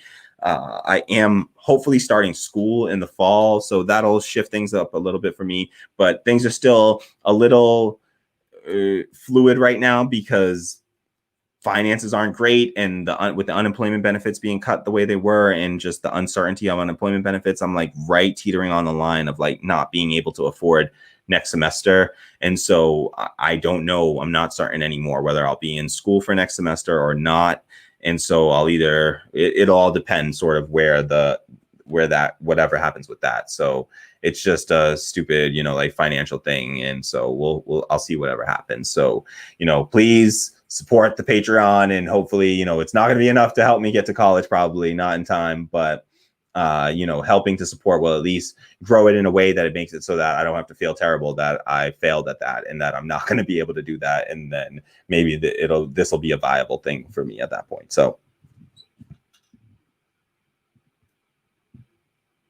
So let me see. And I don't believe you that you have a pathetic Twitter account. If you have a pathetic Twitter account, you better be participating in the No Comrades Under 1K movement right now. I've been really having fun with that, just retweeting. If you're under 1K followers, like, let me know, and I'll definitely be, I will keep boosting. I'll boost anyone's account that's under 1K or 2K or 5K or 10K. I mean, I don't even have 2,000 followers yet on Twitter. I'm at like 1,400 or something. I started this whole thing with like 800 followers or something when the whole like No Comrade Under 1K started. And I picked up like over 500 followers through the No Comrades Under 1K, honestly, over the course of like the past week. So if you need to boost your account, I think it's a great movement to get. I've loved my Twitter feed now that I got way more like comrades in my Twitter feed. Like my Twitter feed just completely, I had a disproportionate amount of like mainstream news, like folks and neoliberals in Twitter feed. And it was just like, it was becoming just frustrating space to be in sometimes. So really, I love the new Twitter feed, just having all the comrades following all these comrades and just folks that are real left-wing, leftists. And so if you aren't participating and you do think that your Twitter account needs a boost, you should be participating in that No Comrades Under 1K, and I'll boost the hell out of you. And so just tweet at me and say I need a boost or something, or I'll just try to go and boost everyone from the show. I know most of whoever's following me on Twitter, I know most of your handles if you're like communicating with me. But let me know if I don't know your Twitter handle, drop it in the comments or something, and I'll boost you. We want to get everybody's accounts over 1K, but we should get them all over 2K and then 5K and then 10K. Like, I know there's more than 10,000 comrades on Twitter that are doing things like this, and we just got to connect together so that we can amplify the voices of everyday working class people. And so I love this movement for No Comrades Under 1K. On that topic, I just saw that Steve Alvarez says, "Word, I didn't know No Comrade Under 1K was a thing. I saw it, but I thought it was just one person." No. Yeah, it's a really awesome, it's like the most fun I've had on Twitter in ever. And it's a really cool movement. And I've seen tons of people and some really big people. I got followed by Hamdia Ahmed, who is like a African refugee, Black Lives Matter activist, and just all around like exceptional person. And she followed and retweeted, and I got like over 100 followers in literally like 5 minutes. I picked up like over 100 new followers when she retweeted, and so you got people like big people with big platforms. Like she has like 35,000 plus like followers, and she's participating. And just it's people like that and accounts like that are trying to, larger accounts, larger left-wing accounts, boosting up the smaller accounts. I've been trying to boost like people that the smaller the better has been my goal. Is like the smaller the account, the more fun it feels like to like the more impactful it feels like to try to boost them. So you'll get people that are like under 100, and then within a few minutes you got them like over 100 or like at 200, and it's just like, you know, they're like, I've had 70 followers for like 3 years now, and now I have like a couple hundred. And so it's just an awesome movement. Get involved, definitely do it. Tweet at me if you don't see me boost you, and you don't see a tweet go out with me tweeting out and boosting your account, like tweet at me and make sure I do it, because I definitely need to be boosting all of y'all. And we should just do that to boost comrades and get more voices heard and more communication, more solidarity. That's real solidarity building right there. Like that really is like, that's how you build online solidarity right there. Like that's it. And so, and I've picked up so many like accounts, like comrades that are either Black or Indigenous people of color, you know, persons of color, or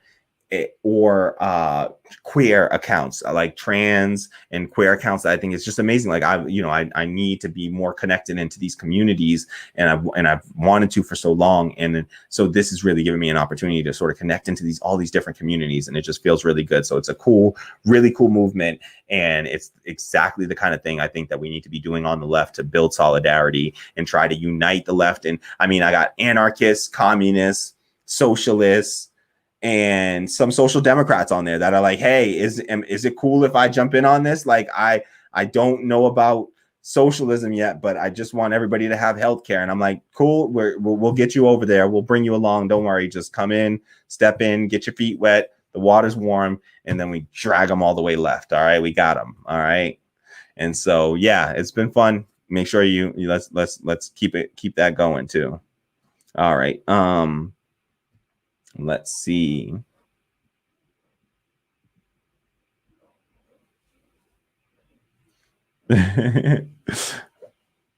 All right, let's see some more of these comments. Mark McKeever says, my Twitter account is so pathetic that it literally is non-existent. Well, Mark McKeever, if you do get a Twitter account, now's a great time to get one and to get boosted in with the rest of the comrades. And so if you do get one, tweet at me at @OnToThe5th. My Twitter link is in the description box below. Hey, by the way, if you're here, thank you so much for watching. If you're here and you haven't already, please do me a favor and subscribe to the channel. Hit that like and subscribe button below. Hit the bell to receive notifications so that you are notified anytime we go live.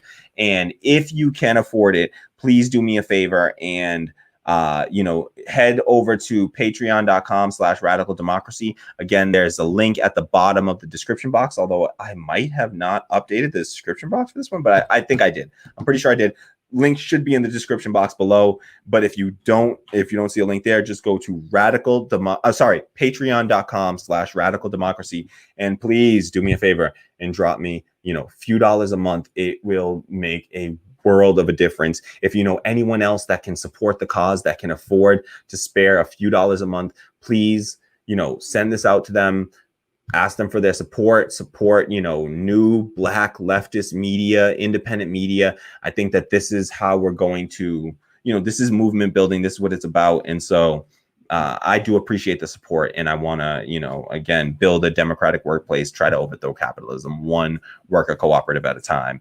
And so I would really love to have you join me for that and contribute and collaborate with me on that. And so thank you so much. And I appreciate all of my Patreon patrons right now. Thank you so much to everyone for supporting the way that you do. It's just monumental, and it means so much. And it really motivates me to get up every day and keep pushing and pushing and pushing. And so thank you so much for all your support. Steve Alvarez says LMAO. I love how he just mumbled out his previous cannabis channels. Yep. You guys can check out my old cannabis channel, Greener Thumbs. It's got some good tutorials on there. I did a lot of deep water culture, growing in deep water culture. And then I did hydroponics, but using coco coir as a medium, and just did, indoor growing. So I learned how to grow cannabis in Jamaica. My family, I was born and raised Rastafarian. My father is like the elder Rasta where I live in Westmoreland, Jamaica. It's in this little place up in the rural Jamaica, up in the hills of rural Jamaica. And It's called Bathhouse. I nobody will know where the hell it is, but it's the closest place that people will know is like Negril, Jamaica. And it's just, my brothers grow, some of my brothers grow cannabis for a living. And so that's just kind of the lifestyle. But, we always grew cannabis around the house, and then we would grow foods. And my father's a farmer, so he's still a farmer, always been a farmer his whole life. It just like, that's how we survive when we're down there. When I'm down there, I farm foods. My Rastafarians are vegetarians, so just fruits, vegetables, and cannabis. And so, yeah, it's destigmatized in my family and my, oh, Steve says, wait, so Steve says, wait, where's the super chat option? So I don't know that I'm able to use the super chat option, unfortunately, yet. So yeah, like I really wish I could, because that would be awesome if folks like wanted to support and stuff. If you want to throw a couple extra bucks at some point, I don't know if it can be done through Patreon or something, but for now, so if folks want to support some way, like, and you want to throw a couple extra, like, I don't know if there's a way to do it through Patreon or something right now. I can give folks like my Venmo and stuff or something. But like, I don't know if YouTube only does super chats once you're able to monetize your channel, but you can't monetize your channel until you have 1,000 subscribers and 4,000 watched hours. So right now, I forget how much I have right now. I have to check, but it's like, I have to look, but it's a few hundred watched hours or whatever. And I got to get to like 4,000. So I got to get a lot more, videos up and just more people, more subscribers. Really, it's the subscriber count that's going to matter. Really, once I'm up to like 1,000 subscribers, then people will be watching just more. There will be more eyes on the videos and more time being watched. And so I definitely need to grow the channel more. And I think that in order to do super chats, as far as I understand it right now, I have to be monetized. I think I have to get all the way to being able to be monetized, which is annoying. I'll take a look in here and just see if it says anything in the settings or anything like that, but I'm not seeing anything in YouTube settings. Thank you so much to everyone that's liked the stream so far. I really appreciate that. If you haven't already, please do me a favor and like and subscribe to the channel. And yeah, I'm not seeing any sort of option for, not seeing any sort of option for a super chat, unfortunately, or to allow that. So yeah, sorry about that. It's super annoying. I really would have I appreciate the interest in that, and definitely will appreciate anyone that can, definitely sign up on the Patreon. You can sign up you can do more than $10, but I don't do any more than you can afford ever. Don't ever do more than you can afford. But I have only tiers up to $10, but I think you can just contribute whatever you want every month. And like, I wish there was like a one-time thing on Patreon. I'm sorry for not knowing this stuff. But yeah, you can do more than the 10 if you can afford it, but only if you can afford it. And seriously, like, if you can't afford it, don't worry about it. I don't want to pressure people. We'll grow the channel. I promise you. Just keep on sharing this thing and sharing it to people And I, like, from what I've seen so far, if more people see it and know that it exists, it's just that nobody knows it exists right now. Once people learn and know that it exists, from what I've seen, folks enjoy the stream, and we've just from the small community that we have so far, and just from because I haven't done like some crazy advertising or promotion or anything like that of promoting the channel.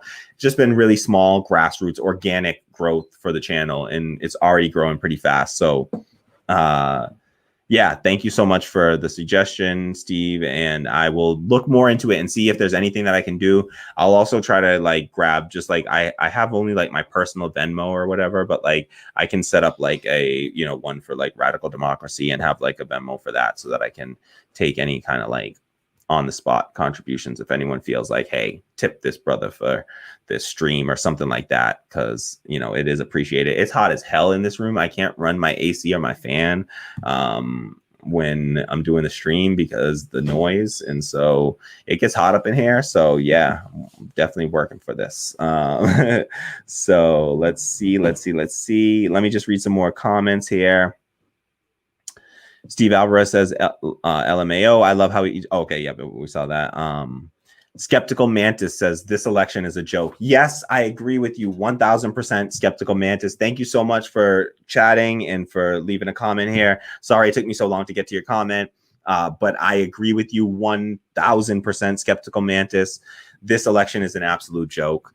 This is just a travesty. You got just, corporate-owned capitalists, just stooges, one against the other. You got just two Republican tickets, and they're playing this gross identity politics game that just makes me sick to my stomach. Luckily, I think that Black folks are resisting the pandering, but I think that there's still, because Obama, I think a lot of people that would have maybe been susceptible to it before recognized after Obama that like the identity politics shit is for the birds, and like they will use that against us. They will try to give us just that. They will give us only identity and nothing more, nothing substantive, only identity.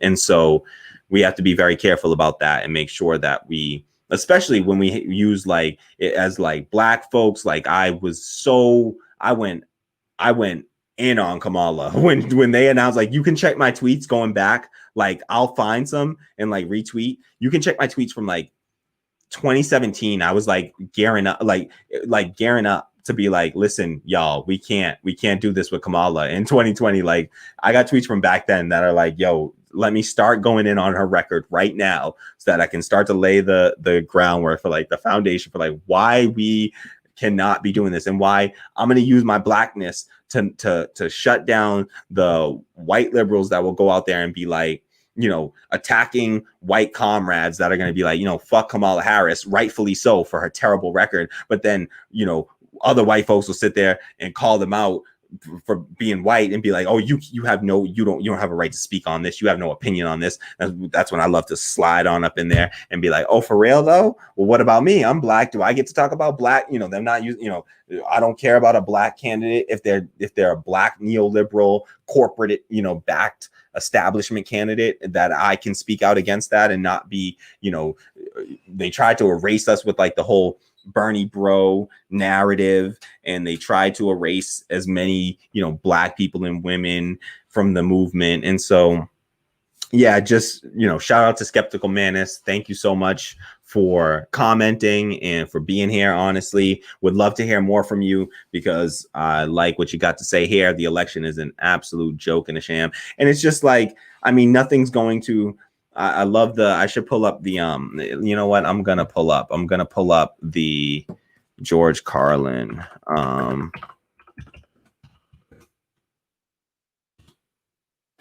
Let's watch this clip together. This is one of my favorite clips to pull up when elections like this roll around. This is a good, if you don't watch George Carlin, I highly recommend you do. He's got, some stuff that might make people cringe a little bit nowadays, but a little bit, he has just a little bit. I think most of the stuff, he was ahead of his time. He's definitely got some areas where we would be a little sensitive to on the left here, and rightfully so. But outside of that, that very limited, narrow area where he's problematic. I think that for the most part, Carlin is a just left-wing political, and comedic genius, and should be watched and listened to, and really have his words like dissected and understood as like, this is real information he was given to the left and shit. So let's check this clip out here, just in reference to what Skeptical Man has said here about the election as a joke. This is how I feel about this election. Not quite, because we'll see from the clip, but I don't take it to this extreme, because I'm still going to vote, but we'll see. This is George Carlin on why he doesn't vote. So.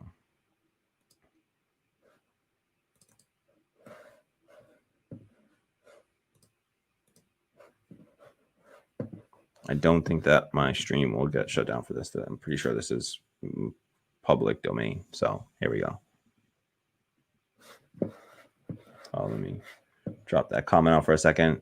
Please feel free to comment again. Please, Skeptical. Love to have you here in the chat. All right, let's listen to George Carlin here. Oh, ish. Hold on, I gotta pull this back up because I didn't share the audio. All right, here we go. One thing you might have noticed I don't complain about. Politicians. Everybody complains about politicians. Everybody says they suck. Yeah. Well, where do people think these politicians come from? They don't fall out of the sky. They don't pass through a membrane from another reality.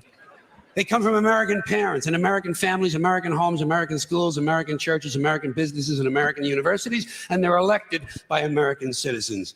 This is the best we can do, folks. This is what we have to offer. It's what our system produces. Garbage in, garbage out. If you have selfish, ignorant citizens, you're going to get selfish, ignorant leaders. And term limits ain't going to do you any good. You're just going to wind up with a brand new bunch of selfish, ignorant Americans. So maybe it's not the politicians who suck. Maybe something else sucks around here, like the public. Yeah, the public sucks. There's a nice campaign slogan for somebody. The public sucks. Fuck hope. Fuck hope. Because if it's really just the fault of these politicians, then where are all the other bright people of conscience? Where are all the bright, honest, intelligent Americans ready to step in and save the nation and lead the way? We don't have people like that in this country. Everybody's at the mall, scratching his ass, picking his nose, taking his credit card out of his fanny pack and buying a pair of sneakers with lights in them. So I have solved this little political dilemma for myself in a very simple way. On election day, I stay home. I don't vote. Fuck them. Fuck them. I don't vote. Two reasons I don't vote. First of all, it's meaningless. This country was bought and sold and paid for a long time ago. The shit they shuffle around every 4 years doesn't mean a fucking thing. And secondly, I don't vote because I believe if you vote, you have no right to complain. People like to twist that around. I know. They say, well, if you don't vote, you have no right to complain. But where's the logic in that? If you vote and you elect dishonest, incompetent people, and they get into office and screw everything up, well, you are responsible for what they have done. You caused the problem. You voted them in. You have no right to complain. I, on the other hand, who did not vote, who, in fact, did not even leave the house on election day, am in no way responsible for what these people have done and have every right to complain as loud as I want about the mess you created that I had nothing to do with. So I know that a little later on this year, you're going to have another one of those really swell presidential elections that you like so much. You'll enjoy yourselves. It'll be a lot of fun. I'm sure as soon as the election is over, your country will improve immediately. As for me, I'll be home on that day doing essentially the same thing as you. The only difference is when I get finished masturbating, I'm going to have a little something to show for it, folks. Thank you very much. All right. So that's Carlin that's the late, great George Carlin on why he doesn't vote. And I just love, the shit they shuffle around every 4 years. Like, it's just, it's garbage. They just shuffle around the same shit every 4 years. It's two sides of the same coin. And we get more drone bombing, more, deportations, more militarized police, more increased military budgets, more, forever wars. We support the war in Yemen where we're causing how much destruction given the Saudi government, weapons to go murder and commit genocide against the Yemeni people, or the Israeli government that we give foreign aid to so that they can turn around and oppress and create an apartheid state against the Palestinians and destroy those, brown lives over there and destroy those lives. And, this is what These people do they'll back Wall Street, and they'll protect the banks, and they'll bail out the banks and screw the American people and cut Social Security and cut your Medicaid and stop you from getting the health care you need and create these convoluted systems. And it's all garbage, right? It's garbage in, garbage out, right? That's what we got. We got garbage in, garbage out.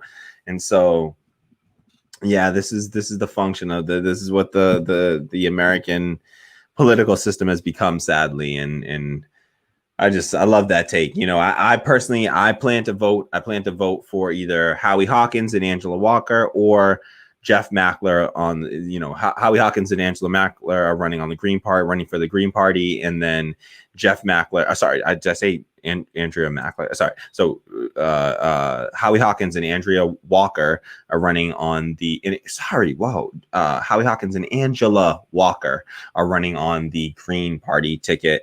And Jeff Mackler, I don't know who his running mate is, running as a socialist. And his rhetoric, he's like a Trotskyite socialist, and his rhetoric and his stance is just, his policies align and strategy aligns with mine. So I plan to vote that way. I live in Massachusetts, so my vote almost doesn't matter. So, Joe Biden's going to win Massachusetts. It's just a foregone conclusion. And so he'll get all the electoral votes from Massachusetts. So whoever I vote for will not matter, will not have any significance weight outside of the fact that I can actually vote my values and make a statement with my vote. And that's the only value that my vote has, is to make the statement that, I will not be co-opted by the Democratic Party or taken for granted by the Democratic Party any longer. And so that's just that. All right. So Mark McKeever says the difference now is that they're more blatant about the lies and bad policies, and most take it. Yeah, it's gotten so bad because they, at this point, they only have to scare you at Trump and the Republicans, and just Trump's so bad, and it's scary Trump, that you better fall in line, vote blue no matter who, right? I mean, that's the line that they feed us. And where's that gotten us? Where's vote blue no matter who gotten us? It's gotten us to Trump. It's gotten us to the worst response to a global pandemic in the entire world. And we have 5% of the world's population, but over 25% of the world's COVID-19 cases and deaths. So we were just the number one overall. Brazil keeps we keep on trading back and forth with Brazil for the worst COVID crisis in the world, the highest number of cases and deaths. But we are right up there, number 1 and 2, constantly just vying for that lead there and leading the world, and just being so vicious and to our citizens to provide we have such bad infrastructure and no healthcare system, and just a really garbage for-profit healthcare system that could not hold up to the pandemic. I mean, we stockpile massive amounts of oil in this country, but we didn't stockpile medical equipment, ventilators, PPE,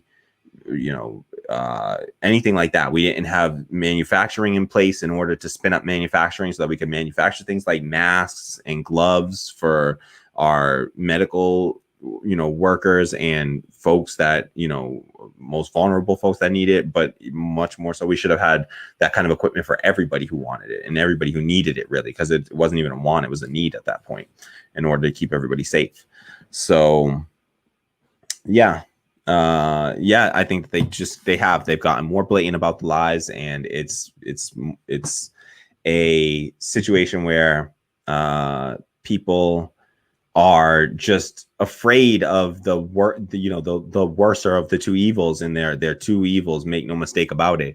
And they've gotten one so bad with Trump that they feel like they can just run anything. And this is why Wall Street's happy. No, Wall Street's not concerned at all. They don't care who wins this election, and you shouldn't either, really. You shouldn't either with this election upcoming. If Trump wins, then we got one set of problems, right? Which is just that you got the next 4 years that are going to be more treachery and just all the same shit that policy wise that Joe Biden would be doing, but with all the worst rhetoric, just terrible rhetoric, right?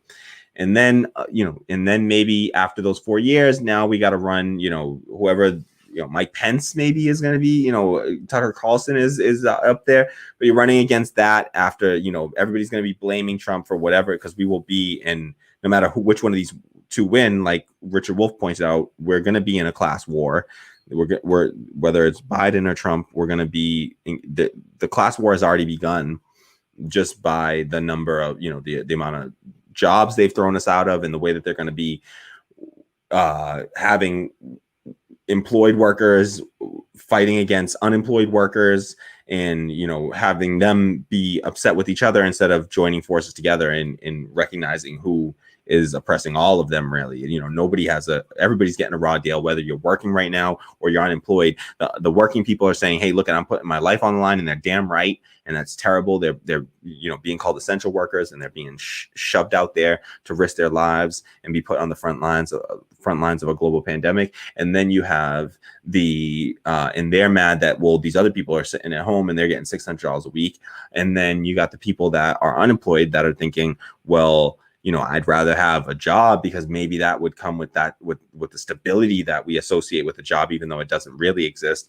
And I could have more long-term stability in mind and think that, okay, well, at least I still have my job, because people are all worried about what the hell do we do once the PUA, the pandemic unemployment assistance, and these temporary programs, once they run out, because we've already seen that Congress is willing to let necessary programs run out on people in the middle of a crisis. Imagine when the crisis is starting to die down a bit, but your life is still in personal crisis. What are you going to do then? And so that's what we're up against. And so, yeah, I think that they have managed to get such a bad person on the other side with Trump that they can just say, oh, Trump's so bad, and we just have to get rid of Trump, and Trump's the whole problem. And so many people have focused in on that especially older voters, older Black voters in South Carolina, that had a real strong impact on this race, that were just afraid of or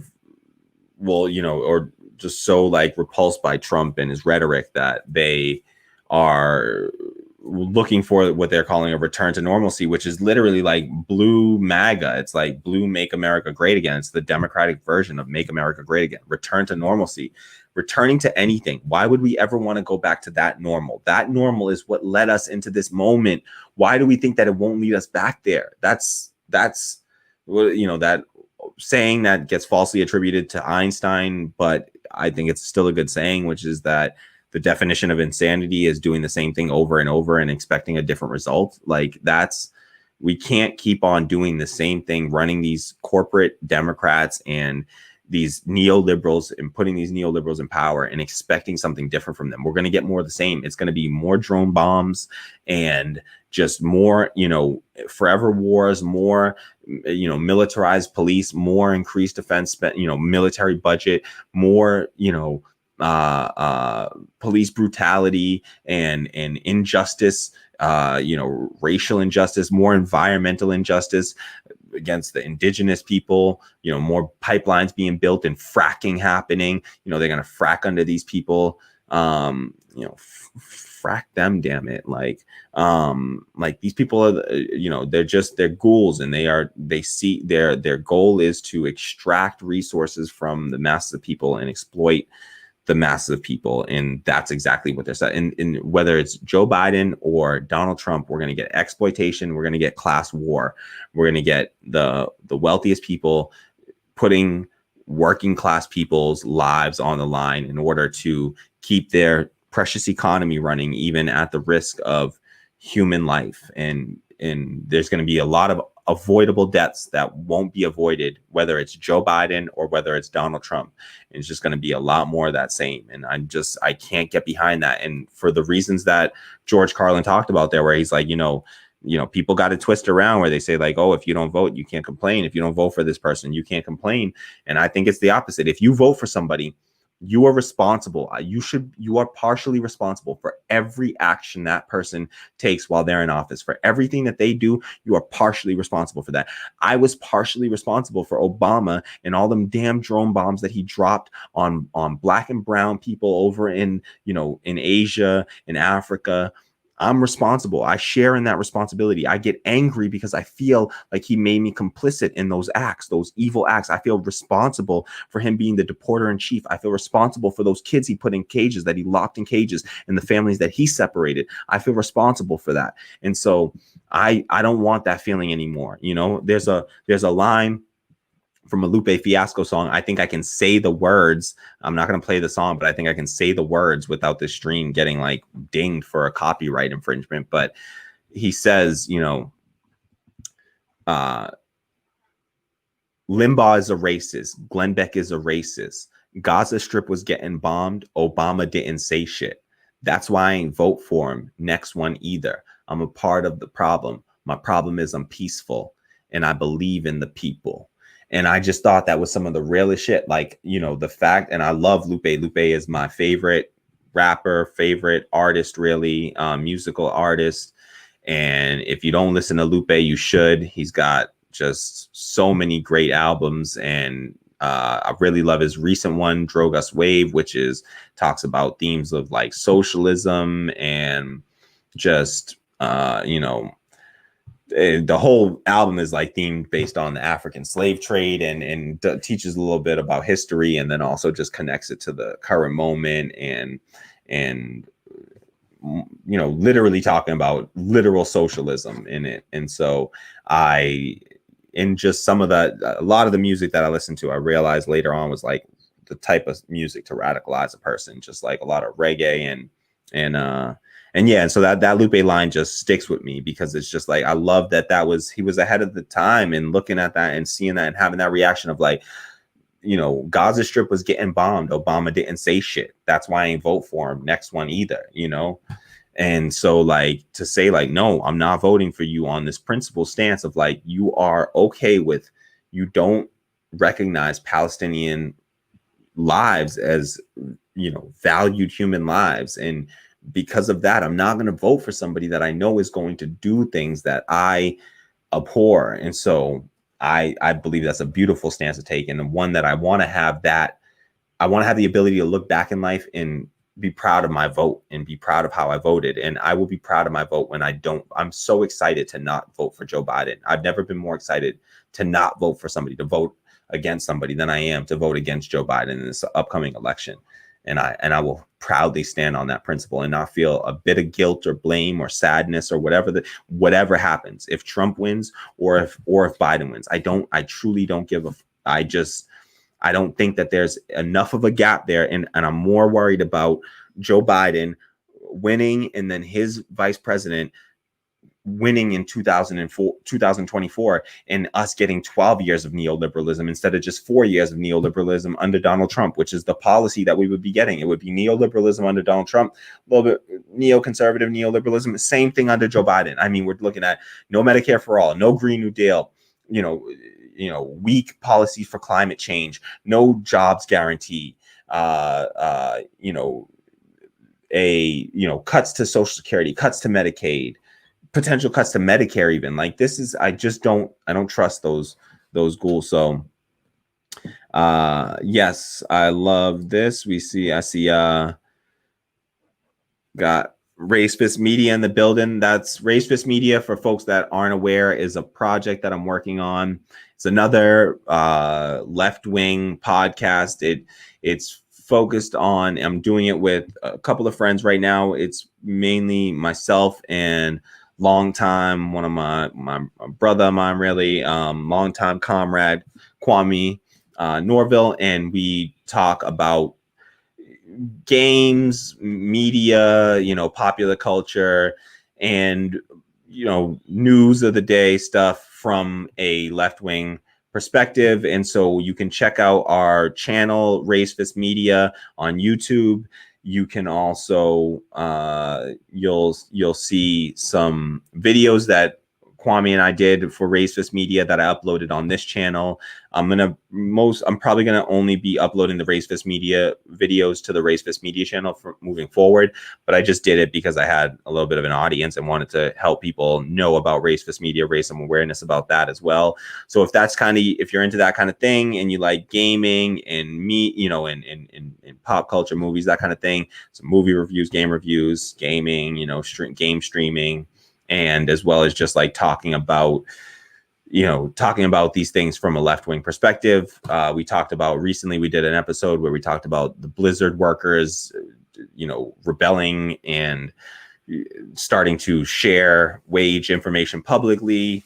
And then also we did one segment on the Ammon Bundy, the conservative who came out in support of Black Lives Matter, and he had led that Bundy standoff against like federal agents when Obama was president.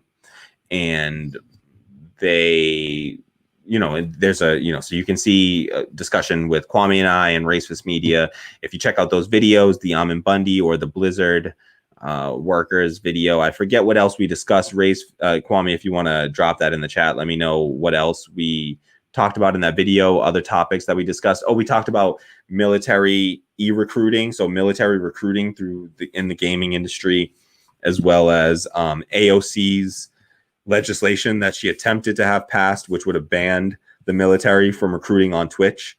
And so in using gaming platforms and using really shady tactics to trick, young gamers into signing up for the military, essentially, and doing these really shady military recruiting practices through gaming and through game propaganda. And so we talked a little bit about that, and let me know if there were any other topics we covered there, Kwame, that I'm not thinking of. But shout out to Racist Media. If you can, give that a follow too, if that's the kind of stuff you're into, and interested in, more of this, but with a bit more of a bend and a lean towards the gaming industry and movies and pop culture. So if that's more of your thing, and Kwame's way funnier than me, by the way, I'm pretty, like, I can get pretty, I get a little riled up, and I can be I was gonna name this channel Angry Black Socialist at one point, but we did the Shahid Buttar video. So Kwame reminded me that we did a Shahid Buttar video.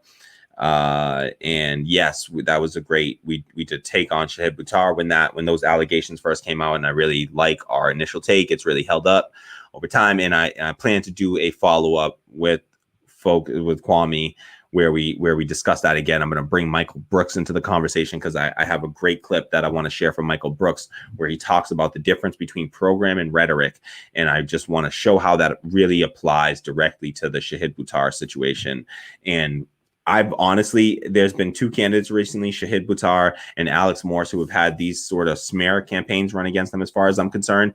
And my reaction to both of those is to donate more money to them. So if you can afford it, go drop them a few dollars. If you can support Shahid Buttar, please do so. Drop him a few dollars, even at $5, $1 even, but $5, a few dollars, whatever you can. Drop Shahid Buttar, drop Alex Morse. He's running in Massachusetts 1st District, I believe, and Shahid Buttar in California 12th District, I believe, against Nancy Pelosi. I mean, huge race. It could be as monumental as the court. It would be the most monumental. It would be bigger than the Cori Bush win even. If we took Pelosi out of office and removed the most powerful Democrat in Congress with a real, true progressive that fights for progressive values and has done so consistently for a long time, that's what we need to make happen. So please, if you can, support Shahid Buttar. Also, if you haven't done so already, please do me a favor and like and subscribe. Hit that like button below. If you're watching it on mobile, you just got to close out the chat and then hit the like button, subscribe to the channel, and then also hit the bell to receive notifications. I'm going to quickly check on the channel to see how our subs are doing, to see if we are we above 90? Okay, we're still at 92 subscribers. So still at 92 subscribers. I need more folks subscribing. So more folks sharing this out with new folks. Let folks know that we're doing this. Just share this out as much as you can and get this thing seen far and wide so that we can get some more subscribers in here. I see that you know, we got 50 people watch the stream tonight, and I would love to pick up a couple of new subscribers here. So sometimes it takes a little while to update, to be honest, and it doesn't tell me right away when we get a new subscriber. So it's a little hard to do in real time. I apologize, but please subscribe, share the video, let folks know about it, and get folks to subscribe. All right, so let me take a look here. And Racist Media says, leftist analysis and themes run through all pop culture. All of our favorite heroes have been anti-fascist / imperialist. Yes, anti-fascist, anti-imperialist, exactly. So yeah, I think that, you know, these themes run through pop culture and media, and we love to chat about it and also just kind of have a little fun and talk about these things and game. And we would love to do some like gaming with the community. So if that's the kind of thing you're into, you know, check it out and join us for that. And we would love to make that happen. So yes, Racist Media said, let's get to 100. Yes, let's do it. We're on the path to 100 here, and I know we can make this happen. So please do me a favor and subscribe. I've seen in the analytics for these videos that I have more hours of my videos are watched by people who are not subscribed than who are subscribed. So whoever you crazy folks are out there that are watching this right now and haven't subscribed, you need to stop whatever you're doing. You need to hit that button below, that big red button, to subscribe to this channel right now. Stop whatever you're doing and subscribe right now. Okay, right now, not later. Do it now. Okay. All right. Thank you so much. And thank you to everyone for being here, to all my patrons, especially for supporting the way that you do. It really keeps this thing going and growing. And we've had a really good stream tonight. And so I really appreciate the engagement. Oh, thank you for the news. Nice. Mark McKeever, Ilhan Omar won her primary by over 17 points. I had a tab open somewhere with her, with the primary going and the results coming in. And so that is awesome. Maybe I can pull that up, but let me see if I can pull it up.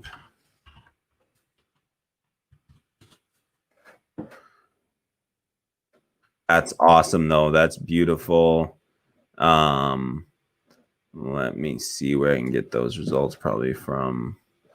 All right, so they're calling it, is it 100% of the vote in, though? So what I'm seeing is Ilhan Omar, like you said. I'm seeing her up right now by, like about 17 points. Yeah, about 18 points. Yeah, she's up 18 points right now. It shows Ilhan Omar with 57.4% of the vote, 88,000 votes versus Anton Melton Moe, who got 60,477 votes. And she faced a well-financed challenge from Anton Melton Moe. Let me pull this up for y'all. Oh, no, that's not it.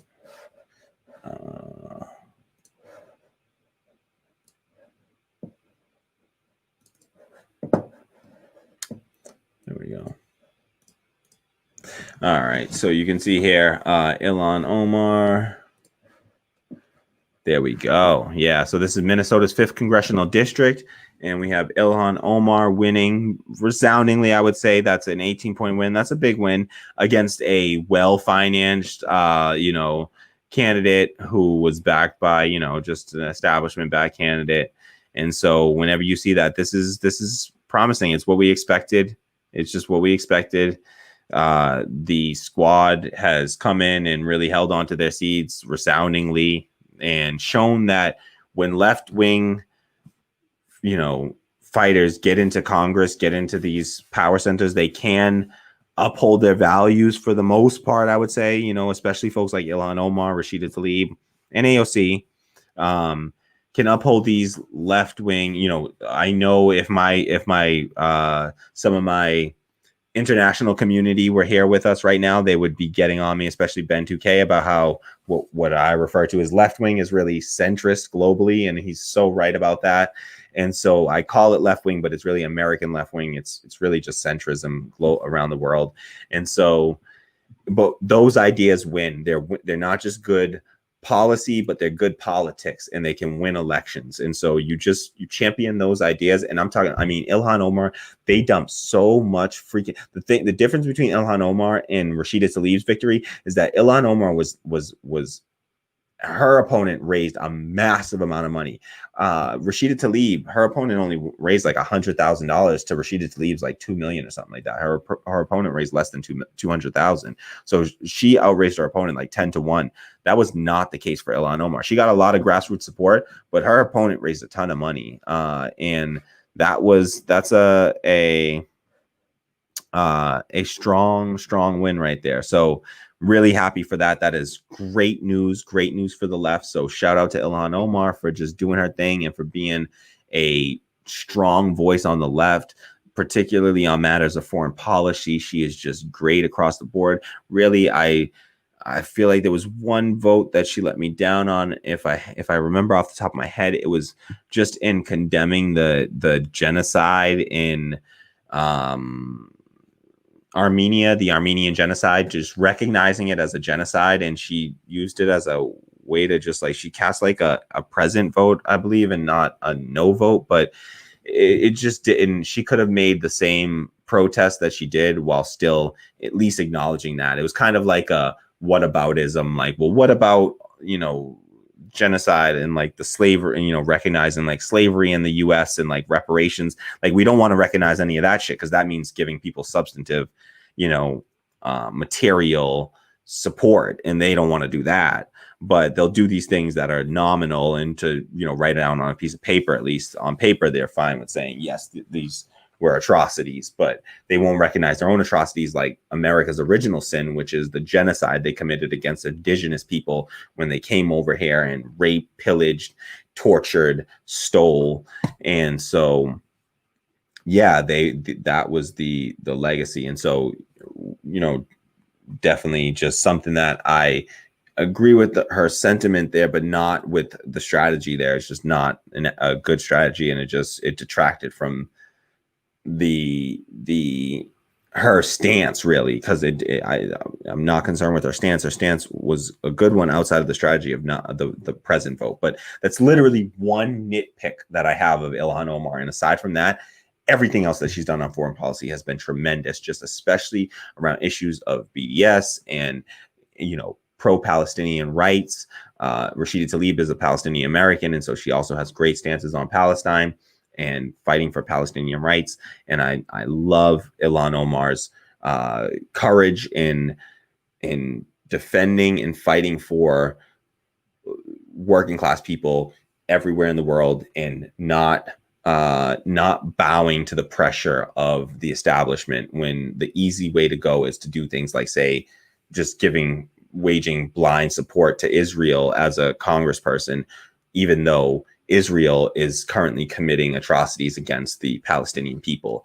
And she recognizes that and speaks out. And I really love her voice on foreign policy. And honestly, she's the member of the squad that I've been most proud of and proud to support. And so, yes.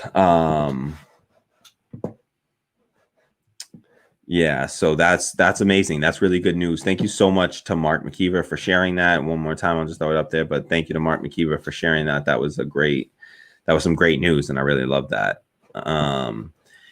Any other thoughts, comments, anything like that? I'm kind of getting a bit tired, not necessarily tired, a little hungry. And I think I want to wrap up this stream soon. We've been streaming for 3 hours already. And it's just on a single topic, so I don't like to keep these streams running too long. I'm gonna have to cut this stream up a little bit to release the full version, because this is too long for one topic, I feel like. Sorry for rambling, y'all. Please let me know if you have any other thoughts. Leave them in the comments right now. I'll read them out. Thank you so much to everyone that showed up today, commented, supported in any way. Thank you so much to our new patrons, Steve Alvarez and Kurt Golson. Just thank you so much. If anyone can afford it, please do me that favor of signing up for the Patreon, you see the link, written out below here, patreon.com/radical democracy. If you check in the description box below, you'll see the link to the Patreon at the bottom of the description box. You can click that link and head over there, and just a few dollars a month. It goes so far and it means so much. And I'll try to add like a Venmo link for folks that want to do like one-off quick contributions. And I'll have that up, hopefully by next time, because we can't do super chats, unfortunately. So I can try that if that's something that folks would be supportive of.